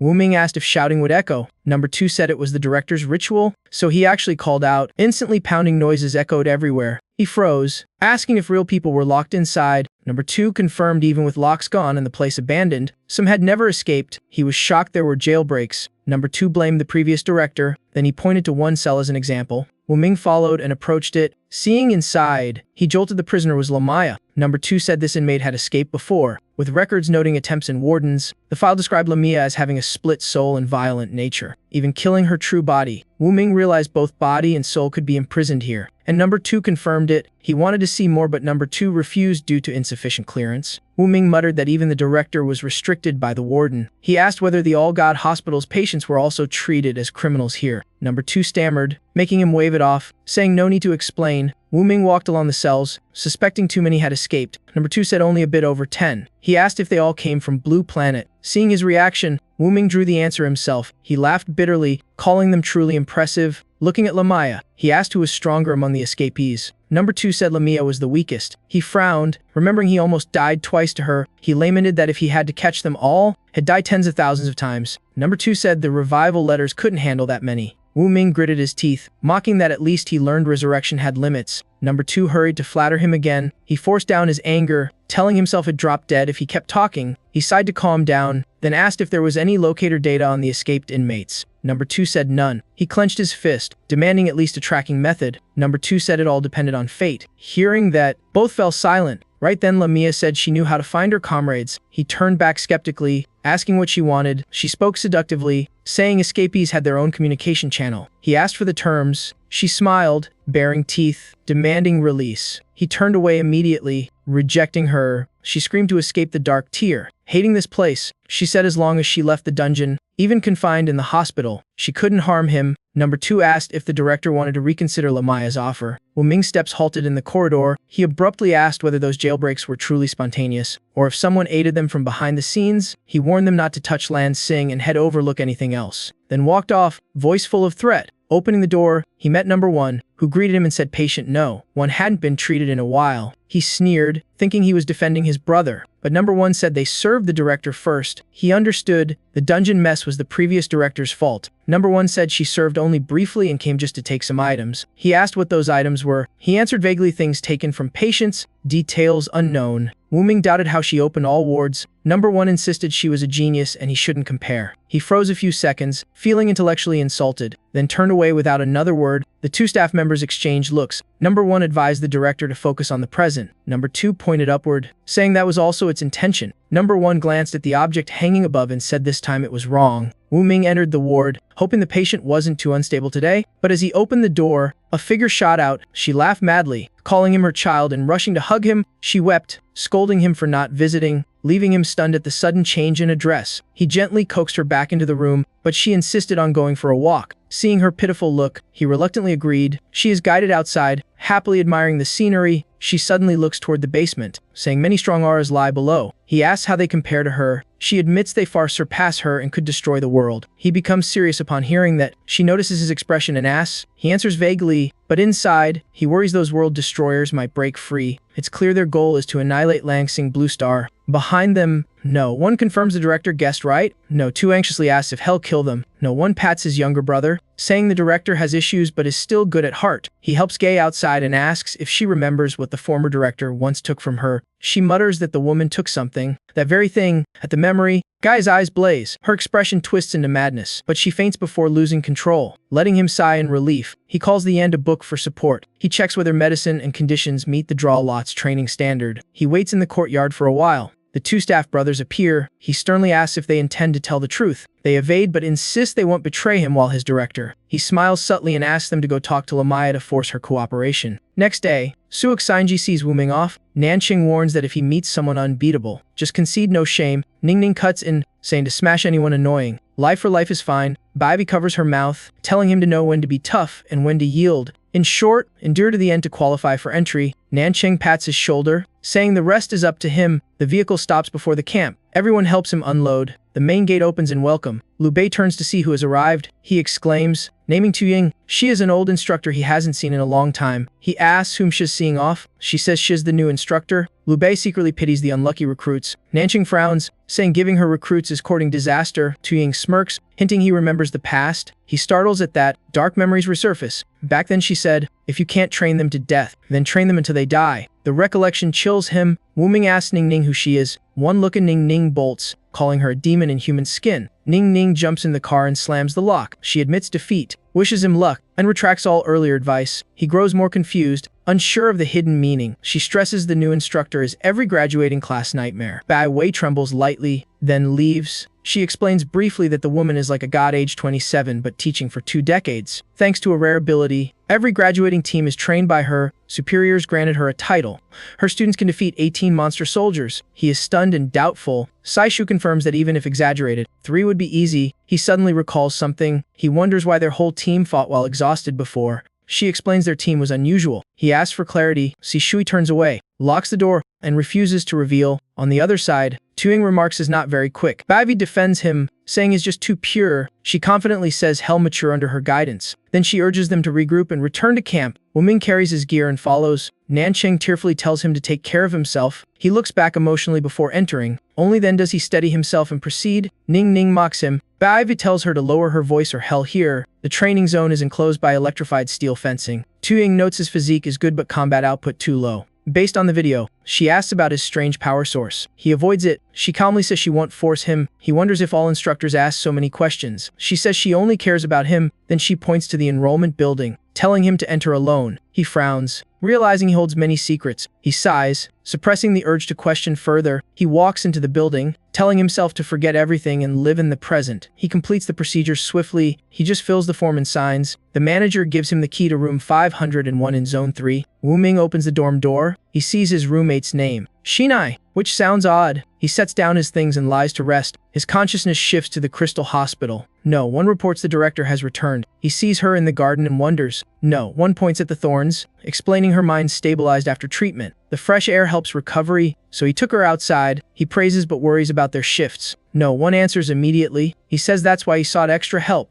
A chained figure appears. He looks closely in curiosity. It's the Lamaya creature. No one bows, calling him director. He is surprised. No one says it lets him care for Gaia while restraining Lamaya. He rubs his head, saying the explanation still feels wrong. This is like releasing a beast into a chicken coop. No one reassures him patient no. One doesn't fear it. He worries the opposite. She pushes her glasses, saying she's restrained now and harmless. He doesn't believe it, since she lied similarly before. No one says there's another method. He asks what it is. He whispers in his ear. He frowns in doubt. No one insists the former director used it. He asks who the target was back then. No one points to himself and his younger brother. He can only sigh, then decides to send it there first. Saying so, he leaves, leaving the two to handle it. No one drags Lamia despite its protests. He responds with a cold word. Chains spill out, binding Lamia tight. He chants softly, then carries it through the wall. Wu Ming enters another room elsewhere. Seeing surgical tools, his shock there's an operating site inside the wall. He approaches the instrument table for a clearer look. He wonders why many items don't resemble proper surgical tools. No one arrives, saying only this hospital has such tools. Lamaya screams, cursing the traitor. He frowns, repeating the word traitor. No one sets her on the table, saying she was never loyal to betray. Iron locks immediately secure her whole body. He asks if Wu Ming wants to operate. He declines, saying he's just an intern and depends on the mentor's mood. He calmly says he'll only observe. No one bows and asks to begin. In a blink, he changes into blue surgical wear. He reassures her anesthesia will prevent pain, then starts brain surgery on Lamaya. The scene chills Wu Ming. This place feels nothing like a real hospital. 10 minutes later, he lowers the sickle blade. He reports he cut out the evil soul fragment and grafted goodwill in. She's now harmless. The separated soul part can be accessed via patient code. His shock since no one has that feature. Not even Gaia. No one shrugs, saying most former patients do. He sighs and asks how to unlock it. No one coughs lightly and returns to normal form. He says patient no one has recovered 30%. At this rate, she needs nightly therapy and will meet requirements in half a month. Hearing this, he grows wary, likening himself to an overworked pack horse. While he rests, someone kicks the door open. A brash voice complains the room is as cramped as a toilet. A chubby kid loaded with gold appears. It's Chuji Xiapan, young master of the Chuji family, is surprised to see Wu Ming inside. Xiapan apologizes for his rude underling. He says has not offended. Xiapan cheerfully introduces himself and asks to be called Xiapan. Seeing his friendliness, Wu Ming states his own name. Xiapan laughs, giving him the nickname Lao Ye. Wu Ming secretly finds him likable. He eyes the maids and asks if the camp allows bringing people in. Xiapan boasts that money can command ghosts, let alone the living. The maids report the cleaning done and ask to leave. He nods. Wu Ming is surprised the room is spotless. Xiapan slings an arm over him, saying to use anything freely since is loaded. Wu Ming murmurs, feeling this generosity is like being kept. A loudspeaker calls everyone to dinner. Xiapan excitedly drags him to see what good food there is. The mess hall is packed with recruits. Xiapan soaks at the bland meal, regretting not bringing his chef. Wu Ming asks, he says his family supplies most materials to the cultivation corps. Wu Ming wonders why a young master suffers here. Xiapan says it's for ideals. The vague words confuse Wu Ming. Xiapan beats his chest proudly, saying luxury is boring, he wants adventure. Wu Ming laughs, his ambition is strange. Xiapan grows more excited, insisting it's true. He whispers he heard the instructor is Tu Ying. Rumor says she's extremely ruthless and they're doomed. Wu Ming sighs and confirms she was the one who brought him in. The news makes Xiapan spit out his soup. Wu Ming dodges, but someone else gets drenched. The one at Bailey angrily shouts. He roars he'll kill someone, then forms a spirit domain, demanding a fight. Without another word, he prepares to attack Xiao Pan, but someone stops him in time. Wu Ming smiles to mediate, apologizing for his friend and asking him to calm down, but he stays furious, shouting the apology back. He throws a kill-intended punch. Wu Ming blocks lightly, noting his too tense. Xiao Pan also lunges to defend his friend. Vowing to risk his life, he summons a giant hammer to strike, but an external force instantly blasts him away. The one acting is Zi Ying, who has just appeared. She smiles, saying if they like fighting, she'll handle it. Then she frowns, clasping her hands as if locking something. Wu Ming panics, realizing he can't move at all. Bailey roars for her to get out of the way. Xiaopan pales, knowing they angered a death god. She coldly sentences, the three must run 30 laps around the base, then hurls all of them outside without hesitation. She sits and warns anyone unruly will run with them. The mess hall falls silent. Outside, Xiaopan groans in pain, but still admires her overpowering dominance. Balai blames him and threatens death. Xiaopan is confused since it was just an accident. Wu Ming intervenes, urging them to run or lose their beds. He admits everyone was wrong and agrees Ziying is truly terrifying. Bailey says her spirit domain is a super dangerous 005 type and she reached rare Hong rank. Wu Ming asks what Hong rank is. Bailey mocks him for ignorance. Xiaopan soothes him and explains the hierarchy from low to high. Huan, Xuan, Dai, Tien, Huan, Ong, Zhu, Wu. From D upward one enters the main corpse. Captains are usually Qian. Ziying is rare even in that system, and most 4 people in the corpse reach Zhu rank. Wu Ming asks if Wu rank exists.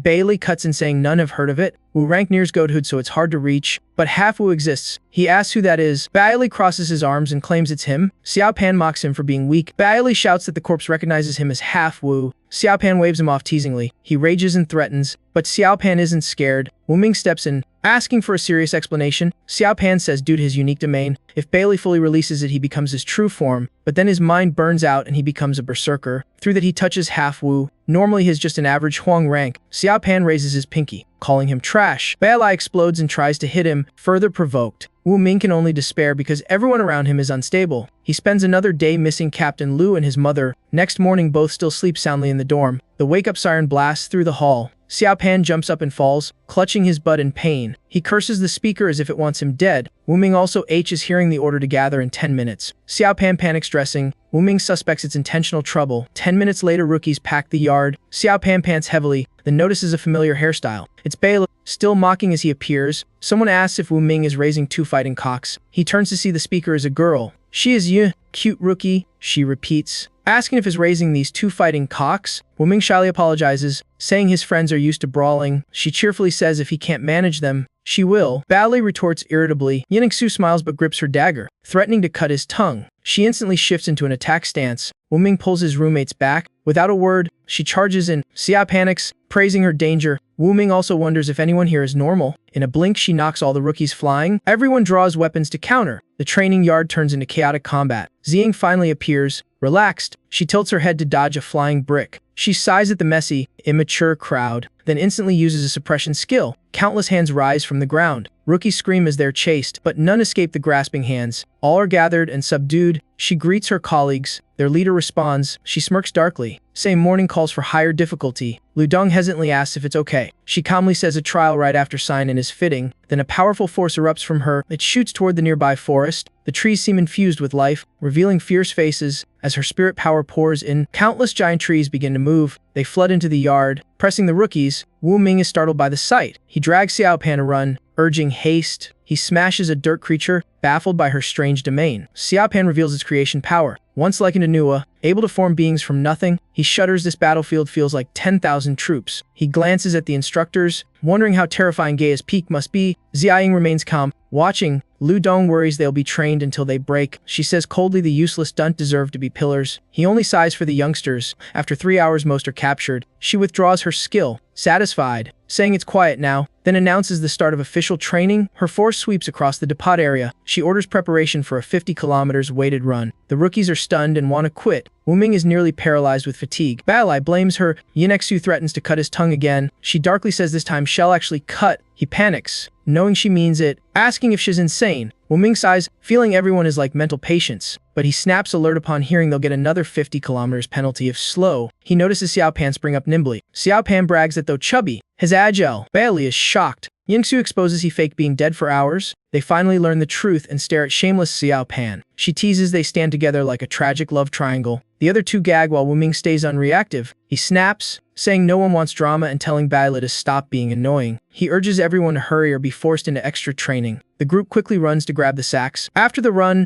Xiaopan unlocks the dorm. The two support each other back to the room. He collapses, finally understanding why the commander is so feared. Xiaopan curses that she treats them like beasts, first using earthwood constructs, then forcing a 50 kilometers weighted run, then using soul scare tactics, truly a cruel, inhuman type. Wu Ming speaks slowly. He climbs to his bed, asking if creation power can spawn demons. At that time, the rookies are still running. Someone feels cold breath at his ear. Huang Min turns back. He mutters someone blew on his neck. Bailey runs up teasing he's so tired he's stupid. Qing Yang seriously says he really felt it and suspects a ghost. He turns to scold but sees something. His face goes pale as he stammers. Then he screams and bolts, stunning Bailey. Then Bailey feels someone tap his shoulder and laugh. He spins, yelling who's laughing behind him, but seeing the pale face, he freezes, then runs even faster than the first man. Panicked, Bailey uses his escape skill. He even shoots past Wu Ming's group. Wu Ming frowns, saying teammates scare him worse than ghosts. Before he finishes, a ghost woman stands smiling behind him. Wu Ming instantly throws a punch. He curses that after training with top monsters, he fears nothing. The ghost is punched away, screaming why he hit her face. Wu Ming has no intention of discussing ethics with a ghost, but it vanishes before he can strike again. He sighs.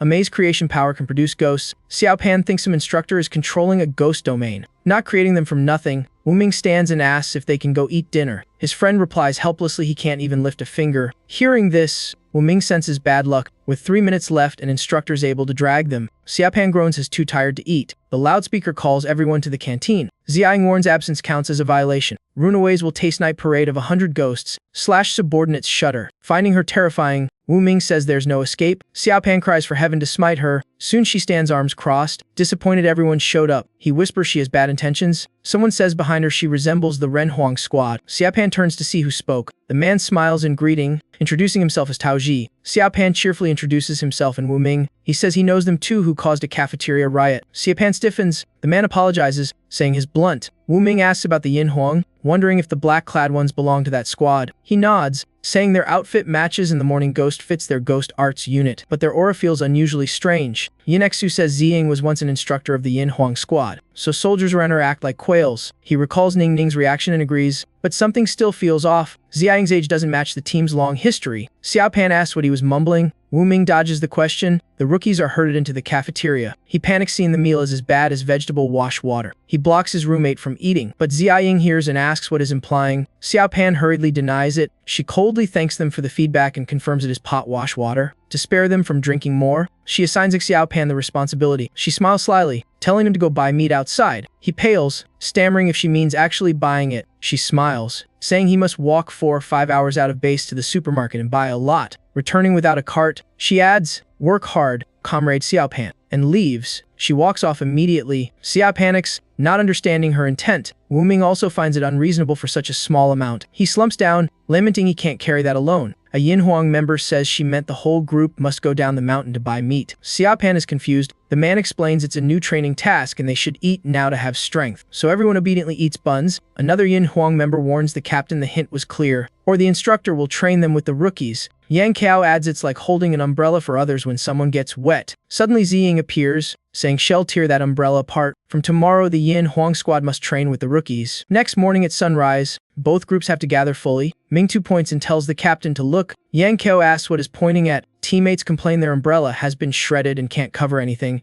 Ziying reminds them this fog disaster nearly wiped troops, so strict training is needed or they'll end up grave sweeping. She uses the mic to say yesterday's performance was awful. She calls them weak, scared of ghosts, undisciplined, making people doubt the selection standards. But as an instructor, she'll give them a chance by inviting seniors. The Yin Huang squad instantly leaps onto the platform. 4 kneel before Ziying. Other instructors raise 3 red flags. She says for 1 week those 3 must guard the flags, and rookies win by 1 by any means. Qing Yang asks what if they seize all 3. Ziying raises a brow, saying they'll get a week off. She says Shiz explained clearly. The rest is up to them, don't disappoint her. In the yard, rookies feel like collapsing. They complain it's rigged, how can they take flags from a top 10 squad? The 3 Yin Huang members finish receiving the flags. Ming Tu asks the captain if this task is too easy. Yang Kao frowns. He says the rookies aren't as weak as the instructor claims. With swarm tactics, how can 5 resist them? Wu Ming studies the flag guards. Xiao Pan pats it, saying with so many people, even spitting would drown Yin Huang. Then taking the flag will be effortless. Yin Xu mocks that it's only easy for the fat one. Xiao Pan fumes at constant teasing. Tao Zi says Yin Xu isn't wrong, their group's highest is Xuan rank while Yin Huang's lowest is Qin rank. Their coordination is near perfect, so new recruits would be wiped out in a direct clash. Bailey asks if he should just unlock and end it, clearing them in minutes. Yin Xu laughs that he can't tell friend from foe and might chop teammates. Xiao Pan agrees. They bicker again, and Wu Ming helplessly urges them to focus on strategy. Charging recklessly only wastes their forces. An hour later the recruits gather in the room. Tao Zi says they need to list everyone's abilities to plan some object.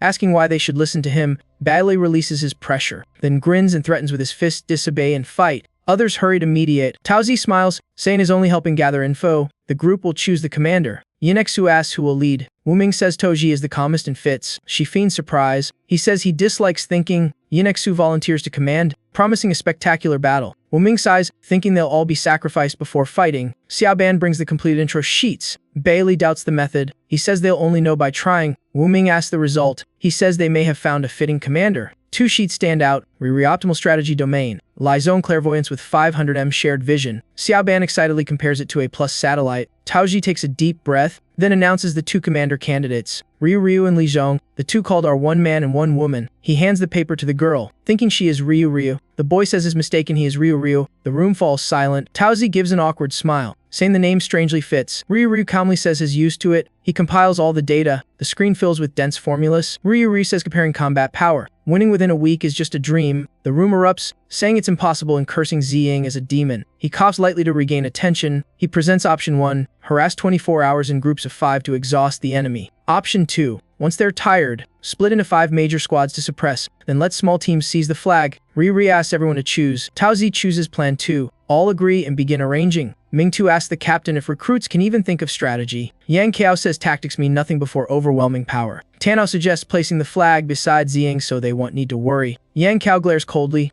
asking what if he throws him to her. He says it's pointless anyway. Yang Qiao angrily threatens to toss him out to test Ruki's strength. Tan Hao screams reach even Ziying. Lu Dong asks if she's making things hard for recruits. She says she's targeting the Silver Endurance team. As surprised she believes recruits can win, she nods, saying they have brains and clairvoyance. Hard but possible. Lu Dong sighs that her hopes are high. With more training they'd have a chance, but they've only been in camp 3 days. Xia Ying adjusts her sleeve, saying she doesn't want to push but time's up. He asks if Liu Bei reported something. She says the dead bird chirped again. Lu Dong's face turns serious. He smokes, saying higher-ups may set a base in Jingha, and this is preparation. Xia Ying sighs that no matter the prep, it's just march into death sad. She signals him to watch the recruits in action. The lead group creeps forward. Xiaoban grumbles why a stealth attack uses stairs instead of scaling walls. Tao Zi says everyone expects wall climbing, so they do the opposite. The upper floor is exactly where Ziying stands. Lu Dong taps his foot, activating invisibility. He leisurely watches 5 recruits gather, saying what a coincidence. She laughs, listing 1 brainless, 1 with broken endurance force, 1 blinded by money, 1 mentally stable, and 1 pure troublemaker. A fitting team. Wu Ming suddenly stops before them. Lu Dong is shocked, thinking he saw him. Shiz delighted, saying he sensed mental fluctuations. A formidable one. He exhales in relief, thinking his ability malfunctioned. Bailey pats his shoulder, asking what's wrong. Wu Ming says maybe he misfelt it. The group keeps climbing. Tao Zi signals Yingsu to observe. Yinexu instantly opens the overlooked spirit domain. A huge form appears. It slips into the ceiling gap.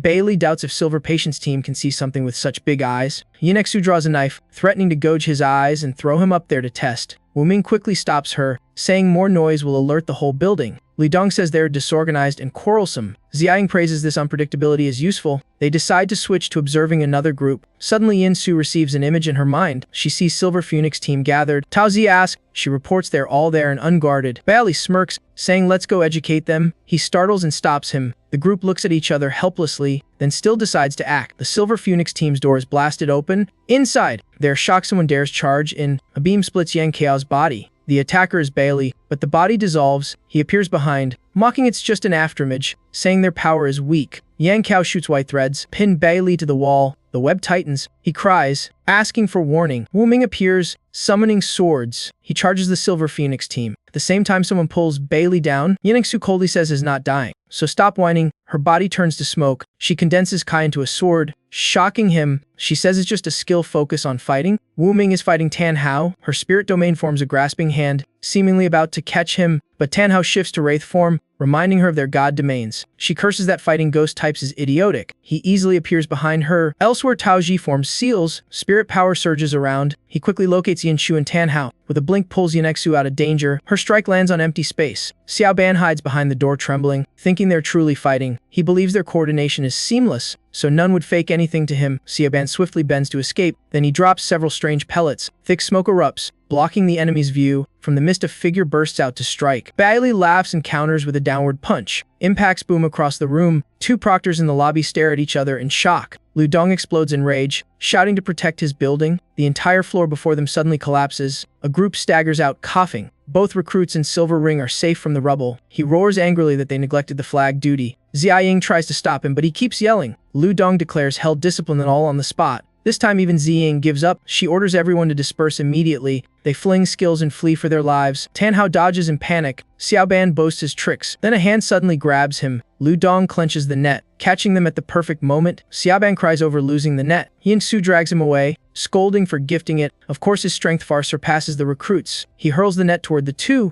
Xia Ying steps, saying the difficulty is already too high. The trap shrinks quickly in her hand. She sighs, annoyed by their chaos. Meanwhile, the recruits group meets in the room. They ask what's happening since no one returned. Yayo glances at the person beside her for input. Laizong holds his head, saying it's a long story they angered the chief instructor. All freeze, not understanding how they provoked such a high rank. Shi's about to continue when everyone erupts. The door is kicked open by Wu Ming. He yells to shut it fast because the chief instructor is coming. Yao props up Xiaoban, saying they went from fighting Silver Ring to fighting the chief instructor. He explains they accidentally blew up the office, enraging him. The room's morale collapses instantly. Heavy footsteps echo in the hall. Everyone inside tenses to the extreme. Xiaoban urges Bela to open the door. He refuses since he didn't cause the explosion. Yin Xu shoves it, telling him to handle the mess he made. The Chaos forces Toji use a speech seal spell. Three faces get talismans slapped over their mouths. Wu Ming pats shoulders, urging them to pause the arguing. Then he steps forward to open the door himself. To their surprise, it's Ziying who appears. Wu Ming politely greets her and returns the deposited item. He thanks her. Ziying leaves, ordering they must win. She says she wants to see them overwhelm the other team. Her words leave Wu Ming slightly stunned. He turns back holding the returned item. Xiaoban, still sealed, muffles cries. Tao Zi finally removes the talismans. Xiaoban exhales in relief, praising Ziying's kindness. Wu Ming notes the situation exposed many weaknesses. Laizong says the first limitation is Wu Ming's vision range. He adds that their coordination is still delayed and prone to errors. Wu Ming silently reviews the data. He takes out a separate file. The group leans in curiously. On the sheet is only Chuji. Mental link cycle. Yayo asks who Chuji is. A short-haired girl steps up and identifies herself. Wu Ming asks if she can transmit Li Zong's images. She says she's not high-level enough. The answer stalls the plan. Someone else offers to help. He says his spirit domain can boost range power by 1 level. Wu Ming praises it as extremely strong support. Yanixu agrees. Hu Jiao shyly says the boost is limited by his own level. Taoji encourages that his domain deserves a command role. Two proctors in the distance still observe the group. Lidong sips tea, praising how they built a complete command team themselves. Xia Ying teases that someone once underestimated recruits. Li Dong says he judged their backing. He suddenly remembers something crucial. This exam selects personnel for headquarters. She says frankly this round can reveal many promising teams. For example, Wu Ming's group chaotic but fit to form a new unit. She predicts they're no worse than Team 10. Lu Dong reminds her of her instructor duty. Does she plan to choose them? She watches the youth closely and softly says yes. Lu Dong asks whom exactly she'll choose. She doesn't answer directly, saying their messiness matches the need. Lu Dong understands and can only sigh. He pities whoever must take responsibility for them. Ziyang switches to another channel. The screen shows the Silver Phoenix team. Tan Hao complains about the brat's dirty tricks. Mingtu fumes because a spirit bomb ruined his look. Yankao stays dark and silent. Then he suddenly flips the table. He yells at teammates for letting rookies shame them. Tan Hao calmly says he didn't expect rookies rich enough for explosive spirit beasts. Yang Qiao knocks his head, scolding him for making excuses despite the intel. They're reminded of Xiao Pang from Jia Zhe's wealthy family. Mingtu whispers to Chen Fan that the captain also got blasted. He calls him short-tempered. The captain appears behind him, scaring Chen Fan pale. Yang Qiao sternly calls the team to regroup. Scene shift to the training yard where Bai Feast 4 discuss Under the Sun. Bai asks how many times now. She says the 3rd time. They watch a spirit herald on the fence cry toward the sky. Bai Wei turns back to record this is the 4th time. Ning Ning wonders why no anomalies appear in the city. Nanqing pats her, saying no signs is the biggest sign. He explains Song Ning is always anomalous, so a city with 0 traces is the true threat. Liu Bei lounges half asleep, lamenting they can't drag this for years. He warns time is running out and they must hurry. Scene returns to camp, where Wu Ming is planning. 4 sit in a circle, pale blue light around them as Ryu signals to begin. Chuji closes her eyes, focusing power. Strong light threads spread from her like conduits. One beam links straight into Wu Ming's forehead. Another beam attaches to Li Zong's glazed eyes. Onlookers outside pale at the strange scene. Tao Zi sighs that this team is truly unlucky. Hu Jiao watches sternly, then calls him for his turn. He closes his eyes to activate his support spirit domain. Blue energy forms a shield around the group. Yaya joins in, deploying her skills seriously. Several energy lines converge behind and flow into Wu Ming. They cling to his forehead, making him ask in confusion what they are. Xiaoban listens, then hears Wu Ming's voice directly in his mind. His shocked by the direct mental transmission, Yinexu snaps at him to quiet down because her head hurts. Ryu is surprised the effect exceeds expectations. Seeing multiple viewpoints, Taoji is thrilled since this prevents comm interference. Chuji notes the broadcast range is only a few meters at current level, but long-range links under 10 people still hold, so they must pick the next. Everyone turns toward Zhou Yao. He analyzes their teamwork is still clumsy, so only one scout should go. After thinking, he calls Yingxi's name. Shi's surprised, thinking she already went earlier. He says it's because she has the best experience in fitting skills. Yayo looks at her expectantly. Yinexu reluctantly accepts since being good is suffering. She becomes the next to receive the power stream. Chuji reassures her the links turn invisible outside. Yinexu warns she'll deal with her if that's wrong. After sensing, she spreads her wings and leaves. She shoots from the base yard straight into the sky. Through the window they feel envy. With those wings should shine, but Bela jokes they're weak, can't handle his power, and would cause trouble. While they wait to pursue, afar Wu Ming stands calmly with folded arms. A strange voice suddenly speaks in his mind, making him respond nervously. The man's gaze aims forward, reminding him not to reveal anything. Wu Ming pretends calm, then asks again mentally. The man glances and assigns him reconnaissance and capturing the battle flag. He frowns, suspecting the man expects too much. The telepath recalls his records, saying his past feats prove he can. Wu Ming feels uneasy, sensing he's being pushed into danger. After some calculations, the man comforts him that survival odds are high. Chen Fan's spirit form returns to class like a gust. It rushes to its host instantly. The touch transfers all information. Yang Kao rises and asks. Chen Fan confirms the other group plans to send the light wing girl to scout. Yang Kao darkens, saying they're still arrogant despite defeat. Team members tense under his rebuke. He claps, saying don't act like mourners. If the enemy wants intel, they should feed them bait. The other three agree to follow orders. 10 minutes later, Yinexu near Silver Ring's position. She activates her sensing domain to track divine force traces. Kunhao reports the two have appeared. Chen Fan assures all four will guard the twin flags. The captain waves for the subordinates to disperse. The scout eye gathers data then withdraws. It glides past the wooden cabinet, then phases through the wall up to the roof. Unaware of the eerie smile left behind, the vision returns and merges into Yinexu. She scowls in frustration, says she found no secret escape route at all. Juju also notes Silver Patience wouldn't use childish tricks. Yinexu asks if she should check in person, but is reminded she only gathers intel.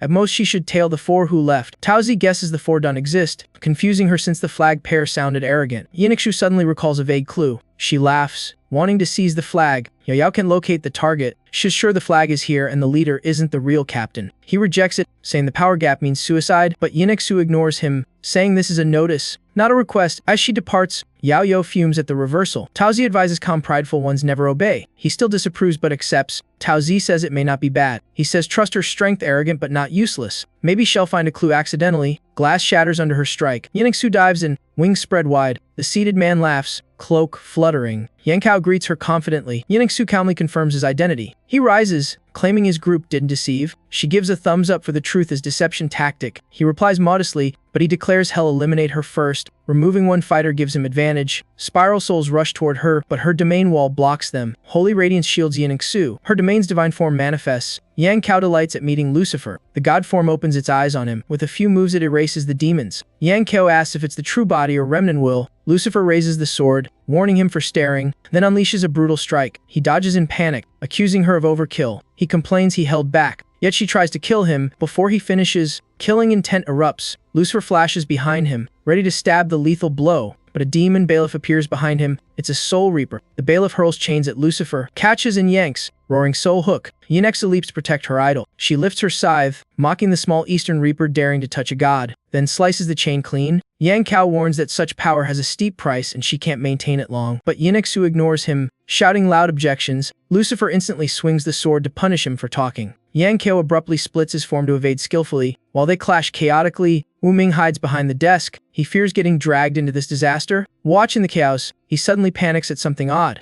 A big stone drops on his head, hurting and ronged. He suspects the two did it on purpose. He gets up and sneaks toward the nearby cabinet. Wu Ming grows uneasy. Michael never had such a cabinet, but opening it reveals a flag inside. He happily reaches for the prized item, but freezes at a sense of danger. Wu Ming's face hardens as he abandons the grab. A chain suddenly whips the cabinet. Yang Kao sneers, thinking is about to catch him. Wu Ming draws his sword to counter. Yinexu loudly scolds, while he retorts the cabinet opened too loudly. He says he chose this cabinet to stop kids stealing things. Yinexu calmly reverts to human form, She interrogates him about the mountain treasure being emptied. He boasts it was deception tactics. Wu Ming hurls his sword at him. He states the group has known this long ago. He scoffs at the attack, but Wu Ming says it's not for injury. The blade splits into cloth ribbons, binding him tight. Yang Qiao is shocked it's a technique like Zhou Nanchang's. He explains it's only an imitation but works. He says only the original could actually capture him. Suddenly orange smoke fills the room. It makes him dizzy. Wu Ming apologizes, saying he dislikes imprisoning anyone. As the mist clears, he is stunned. The entire room now holds only him. He rushes to find the flag, but it's gone, and he curses furiously. Outside, Wu Ming carries Yin Shu and the flag while fleeing. He's still angry the kids were too crafty. Yin Xu praises his coordinated tactic and suggests teaming again. Wu Ming refuses, fearing her hits. She claims she only drew enemy attention. He accuses her of revenge. She knew the stone hit him. She laughs and admits it. She says it's a skill flaw can maintain only minutes. Wu Ming complains her chaos forced him to cling to walls. Yin Xu raises her sword, challenging him weak or not she can beat him. He responds instantly, ready to duel. They clash fiercely in midair. Below, Tan Hang watches everything, is confused why they still fight after getting the flag. A hand pats his shoulder, making him turn irritated. A heavy slap suddenly hits his shoulder. He grumbles about being disturbed while watching a good fight.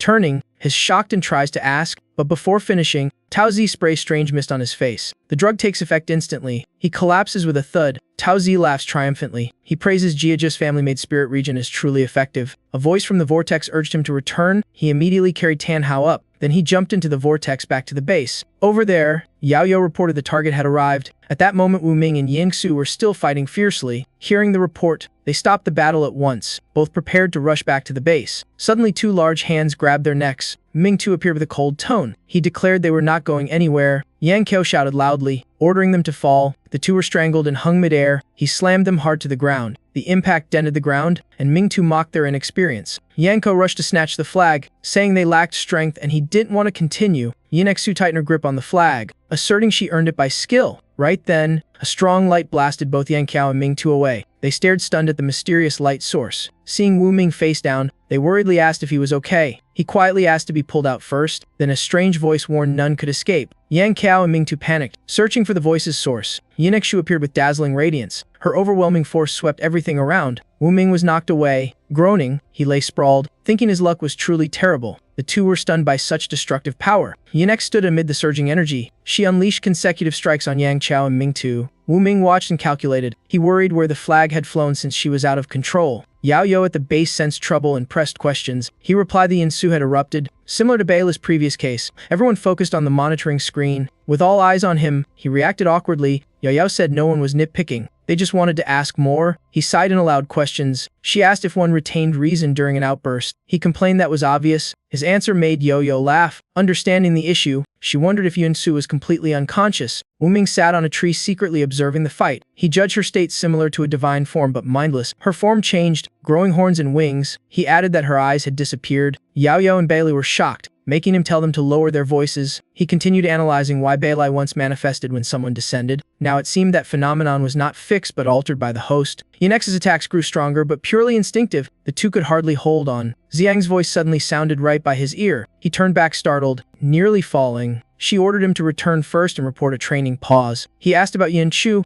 and she said she would handle it. So Wu Ming immediately took off for the base. In moments he had flown far, leaving Ziying behind. She approached the tree root, confirming this was indeed the female subject to deal with. Ziying remained calm, not attacking yet. She stood atop the tree watching the chaotic energy below. Dim blue flames surged violently around Lucifer. A freezing aura spread, making everyone shiver. After its form fully transformed, it looked at the two with disdain, calling them trash. Yang Qiao and Ming Tu braced for battle. Lucifer's demonic aura suddenly spiked. It condensed blue light into a massive orb, then swept it at the two like a storm. Yang Qiao cursed inwardly as the foe also lost control. Ming Tu cried out, clueless how to fight this. He instantly turned to run, screaming for them to flee. Seeing them escape, it raised its hand to stop them. In a blink, the giant hand grabbed both. Lucifer roared as blue fire exploded violently. The two were dragged back toward it.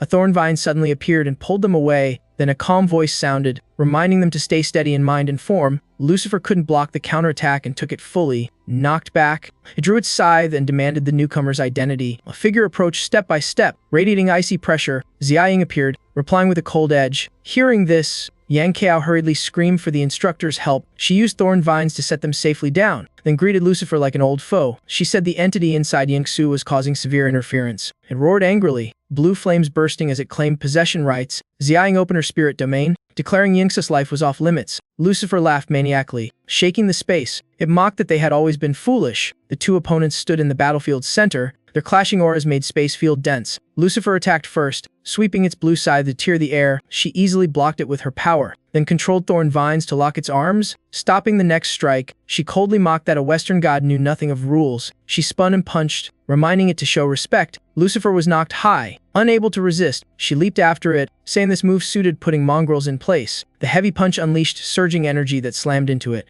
Lucifer tried to rise and swing the scythe, but she dodged everything. It screamed her name in fury. Ziying delivered a powerful kick as if to blow it away. She shouted that whatever clung to Yingsa's body must get out now. Another critical strike sent it crashing down. Screaming, she watched it lie motionless. Unable to rise, she silently rejoiced that Yingsa's weak body made expulsion easier. She stepped forward, coldly grabbing the monster's head as if declaring victory. Pulled from Yingsa's body, Lucifer howled in rage. Thorn vines lifted the unconscious Yingsu to keep her from falling. Ziying answered with an icy gaze that the one about to die was it. With that, she crushed the skull in her hand. The burst of light exploded, then vanished completely. The battle ended, and she exhaled softly. She formed a seat from thorn vines and sat to rest. Looking at her weakening hands, she muttered she still wasn't strong enough. Banishing a mere avatar nearly drained her. Her eyes shifted as she murmured about what might come later. She transferred her last bit of energy into Yinix's forehead. The unconscious girl immediately emitted a warm aura. In another zone, Li Zong was in the M2 observation room. Wu Ming asked for updates. She said Ziying blocked the view, but it seemed safe. He sighed in relief. Tao Chia came over, patting his shoulder, saying he had something to ask. Both understood what the other meant. They faced each other in silence for a moment. Wu Ming spoke first, guessing he wanted to ask about Yin Su losing control. He said he had never seen Beila's mindless state, but Yingsa's aura just now was identical to Mijila years ago. Tao Chia wondered if it resembled when she used Divine Descent fighting Captain Yin Huang. Wu Ming shook his head, saying Divine Descent felt reverent. While this was dark and cold, that aura was extremely evil and icy beyond words. He recalled Wu Ming once said Michael felt similar. He nodded to confirm. He said Mijila in his memory was pure, while Michael overflowed with corruption. He recalled his first encounter with that god. Then his hand unconsciously trembled. He changed the subject, asking about Tao Chi's domain. Guessing it was a divine realm, he summoned a yin-yang symbol, saying it was one of the Sanking of the Tao to Qianzong. He said that sect was originally gentle. Wu Ming laughed, saying that was interesting. That night as Wu Ming slept deeply, his spirit stepped back into the hospital, where the director welcomed him back. Number 1 reported it had been over half a month since the last treatment, and suggested continuing. Hearing that, he stood but didn't leave yet. The director asked why, and he requested all patient records. Number 1 regretfully said he lacked clearance. He mocked that if the director lacked authority, who ran this place? The director explained a protection mechanism. His power was too weak. Forcing access would harm him. He shifted the request to the history of former directors. He warned not to claim no authority again or had stopped caring. He reminded them they must have found him for a reason. Number 1 pondered for quite a while, then said the records were underground and invited him along. They entered a detention-like area where directors' files were kept like prisoners. The director bowed slightly, signaling him to enter. He calmly walked into the open room. On the way, he asked what this hospital truly was. The director replied it was a specialized treatment center for gods. He sneered that he might have believed that if he hadn't seen Lamia's soul disposed of. Number 1 stopped, saying they had reached the records room. He asked for the key. Number 1 said he himself was the key. Every director could open this archive personally. He found the design interesting. As he approached, a golden key appeared in his hand. He opened the door without hesitation. A massive stone door emerged. A blast of dust made him cough hard. Number 1 stifled a laugh, saying it hadn't been cleaned in ages. He grumbled that the man was truly unreliable. He had to wait for the dust to settle. As soon as he stepped in, the door closed automatically. He frowned because the room was pitch dark. Only a few flickering candles provided light. A long row of identical candles sat on the table. Beside them was an ancient wooden table set. He was intrigued that this place differed from the rest of the hospital. A sheet of paper on the wall caught his eye. It listed the 16th director, Sami. Further along were more director lists. At the 93rd term, Calacan. He froze, shocked that this one had been a director. The image showed a skull-headed being with tentacle beard. Wu Ming frowned at the bizarre portrait. Looking closer, the beard seemed to wriggle. He jolted, wondering if it had moved. But in the next blink, everything was still. He rubbed his head, thinking the light made him dizzy. Unseen by him, tentacles slipped out from behind the painting. They even prepared to ambush. Instinct made him whirl around, but he still saw nothing, increasing his suspicion. He couldn't shake the sense of something lurking. As he blamed his fatigue, the tentacle shot out of the painting. It wrapped his neck and yanked him back violently. He reacted instinctively, using holy power to counter. That let him break free of the tentacle's grip. He collapsed to the floor, gasping. Then the painting suddenly screamed. Countless tentacles surged out to attack. They lunged to tear him apart. He slashed while cursing what kind of monstrosity this was. A strike from behind was barely blocked. Outside, Number 1 tried to listen for noises. He regretted forgetting to warn the director about living paintings. He feared the boy would die. Thinking further, he even considered selecting a new director if he died. Just then the door was smashed open. A holy blade was placed at his neck. He remained polite, saying anger harmed the director's health. Wu Ming sneered he'd feel better after killing him. He exposed that this wasn't the real Number 1. She revealed her true form. Asking how he guessed, he said the real Number 1 would never send him to his death. The imposter revealed her true shape, Lamaya. She immediately attacked with her tail. Lamaya laughed wickedly that he trusted that dog. She regretted the painting hadn't killed him but preferred doing it herself. He replied calmly that the director had protective tools, but she said this was the detention area where protections no longer applied. He raised a holy shield to block. While fighting, he asked where Number 1 and Number 2 were. She coldly said they were dead. He sensed her power surging. He dashed in to stop her completing her transformation. Wu Ming swung the holy blade with a lethal strike. Deep wounds instantly appeared on Lamaya. She screamed in rage, vowing to tear him apart, but he replied he had already killed her body once, and this time he'd kill her soul too. He struck, making Lamia stagger back. A new skill he was testing appeared in his hand. He raised the weapon to the face of the crazed foe. He drew the bow with a cold smile. Wanting to compare Michael's jeer to Lucifer's, a beam of holy light shot toward her. Lamia smirked, mocking the imitation divine tool. Unexpectedly, the arrow vanished upon touching her serpent tail. Then it turned into a secondary form and rushed at her. Each holy beam shifted into a rain of light. Countless streaks pierced through Lamia. The pain made her collapse and tremble. Wu Ming, satisfied, withdrew the technique. He remarked that recent demon training had been useful. He approached her motionless body. Coldly, he asked where Number 1 and Number 2 were. She stubbornly dared him to kill. He scoffed, saying she rambled. He only asked where their souls were. He questioned the point of mentioning killing. If she stayed silent, he could still guess their location, and she would be held here, unable to escape. After imprisoning Lamia, he left immediately. He headed straight to the surgery room.